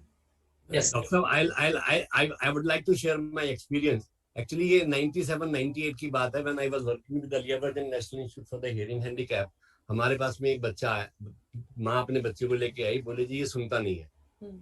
तो हमने उसको टेस्ट किया. टेस्ट करने के बाद में we declared him profound hearing impaired. कि वो 110 dB तक भी नहीं सुन रहा था, कि that was the maximum sound we can give by the audiometer at that time. Okay. तो वो नहीं सुन रहा था. हमने उस बच्चे को कर दिया हेयरिंग एड लगा दिया. हेयरिंग एड लगाने से भी कोई फायदा नहीं. तो हमने कहा इसको हेयरिंग एड लगाने से भी कोई फायदा नहीं हो रहा है, एंड वो ड्रम की आवाज भी नहीं सुनता था, ऊपर से एयरप्लेन निकला उसके बाद भी नहीं सुनता था. Then we referred him to the psychologist. वो साइकोलॉजिस्ट के पास जाने के बाद में जब उन्होंने उसकी डेवलपमेंटल स्क्रीनिंग की, डेवलपमेंट के बारे में पूछा, तो उस बच्चे के अंदर ऑटिज्म निकला. तो कोमॉर्बिडिटीज को हमें बहुत देखना है और देखने के बाद में बड़ी सहनशीलता से और बड़ी सावधानी के साथ में उनको चेक करना है. मैं दो चीज और बताना चाहती हूँ. एक तो कि एक एग्जाम्पल था, तारे ज़मीन पर movie was not for autism, it was for SLD. It was for SLD, but उसमें से एक इशू मुझे देखना के बताना है. उसमें father kept on scolding the बच्चा. उसको लग रहा था कि भैया वो जानबूझ के नहीं कर रहा. आप समझ, चाहे उसको SLD निकली, आमिर खान ने उनको SLD बताई जब निकली, उन्होंने जब Annie was sent to boarding and all that. But point is, था तो उसको ये परेशानी. कई बार पेरेंट्स को समझ नहीं आता, वो सोच रहा है कि बच्चा जानबूझ के कर रहा है, उनको ये रियलाइज नहीं हो रहा कि बच्चे में प्रॉब्लम है जिसकी वजह से हो रहा. दूसरा ना, there some movies which have been made with people India can relate to movies, you know, something like My Name Is Khan में वो थोड़ा हाई फंक्शनिंग ऑटिज्म दिखाया था. You understand? अब बर्फी मैंने खुद देखी नहीं है, पर अपेरेंटली उसमें है. But something which is classically, कोई इंग्लिश स्पीकिंग वाले हैं अगर देखना चाहें तो, एक रेन मैन पिक्चर थी, वो डस्टिन हॉफमैन और टॉम क्रूज की थी. उसमें सिर्फ एक चीज गलत है उस पिक्चर में, कि वो इंस्टीट्यूशनलाइज करके दिखाया है, क्योंकि वो 60s का टाइम दिखाया है, तब वो ऑटिज्म को इंस्टीट्यूशनलाइज करते थे. टॉम क्रूज को पता भी नहीं था कि उसका भाई है और वो इंस्टीट्यूशन में है, विच वाज समथिंग रॉन्ग. आजकल इंस्टीट्यूशनलाइज नहीं करते हैं, पेरेंट्स के साथ रहना होता है, मतलब घर में ही रहना होता है. पर वो था कि जब उसने उसको किडनैप किया, क्योंकि फादर व्हेन ही डाइड उसने सारी प्रॉपर्टी डस्टिन हॉफमैन में छोड़ दी, तो उसने उसको किडनैप किया पैसे के चक्कर में. बट एक हफ्ता जब रहा, तभी रियलाइज कि उसमें कितनी पॉजिटिव चीजें थी. यू नो, एक वो उसके साथ खाना खाने गया, तो वो नीचे ना वो टूथपिक गिर गए जमीन पे. तो उसने पूछा कितने हैं, तो उसने फटाफट देख के, डस्टिन हॉफमैन ने बोला 494. तो उसने पूछा वो वेट्रेस से कितने होते हैं इस बैगेट में, तो कह रहा है 500. तो उसने कहा कि तो दैट मींस इट्स क्लोज. कहती क्लोज नहीं, 6 तो इसी में बचे हुए हैं. तो उसने एग्जैक्ट गिन दिया था. So they are patient sometimes, you know, you have even somebody's mentioned in chat box, I just glanced, although not reading much in chat box, कि 7 qualities कईयों में होती है. कई बच्चे हैं जिनको आप मुझे अपना डेट ऑफ बर्थ बता दो, वो अपना डे बता देंगे कि 24 जुलाई 1956, तो वो बता देंगे कौन सा डे था. कई बच्चे हैं जो ना 6 डिजिट्स into 6 डिजिट मल्टीप्लाई करते हैं. हम 2 into 2 ही नहीं कर पाते, 24 into 24 ही नहीं कर पाते. वो तो है 2 4 5 6 into, मतलब some of them have 7 qualities, but yes, we have to think about that. But one thing, 7 qualities is good to appreciate, but I want them to pick up their liking and their skill and develop their skill, not only the 7 part. Like I gave you the example, वो जो बच्चा है खालिद, उसको parents encourage him for painting, photography. अभी 12th class कर ली है, साथ में वो is doing a diploma course for baking, because you have to ultimately send somewhere. So I think that is very important for us to understand. I had taken permission from the parents ki I can show your this thing, you know, in some forum. So great. So thank you. It's my privilege to extend my heartfelt thanks on this 61 episode of Mashwara. And I, on behalf of Mashwara team and Manovikas family and entire fraternity of institution, first of all, I extend my heartfelt thanks or sincere thanks to Almighty God. And on my behalf, and I extend my very heartfelt thanks to the team of Action for Autism and National Trust for supporting us. And big thanks and kudos to our speaker expert of the day, And heartfelt thanks to Professor Dr. Shefali Gulati ji for sparing so much of time from your busy schedule and talking and giving much very innovative and we can say very educative informations for our audience and everyone. And I would like to mention here that all the audio clips and everything will be available on Facebook and YouTube and everywhere, even on the Mashwara.live website. There you can find out. And I must give the thanks to JC Gupta sir for mentoring and providing able guidance to Manovikas family. It means a lot to us, sir. Thank you so much, sir. And millions of thanks to Dr. Nimesh Ji Desai sir. उन्होंने आज कहा था मैं आऊँगा लेकिन आए नहीं. So thank you everyone. And I also extend the thanks to Rakhi for sign language interpretation and all the staff team for your enormous cooperation that we are doing the Mashwara.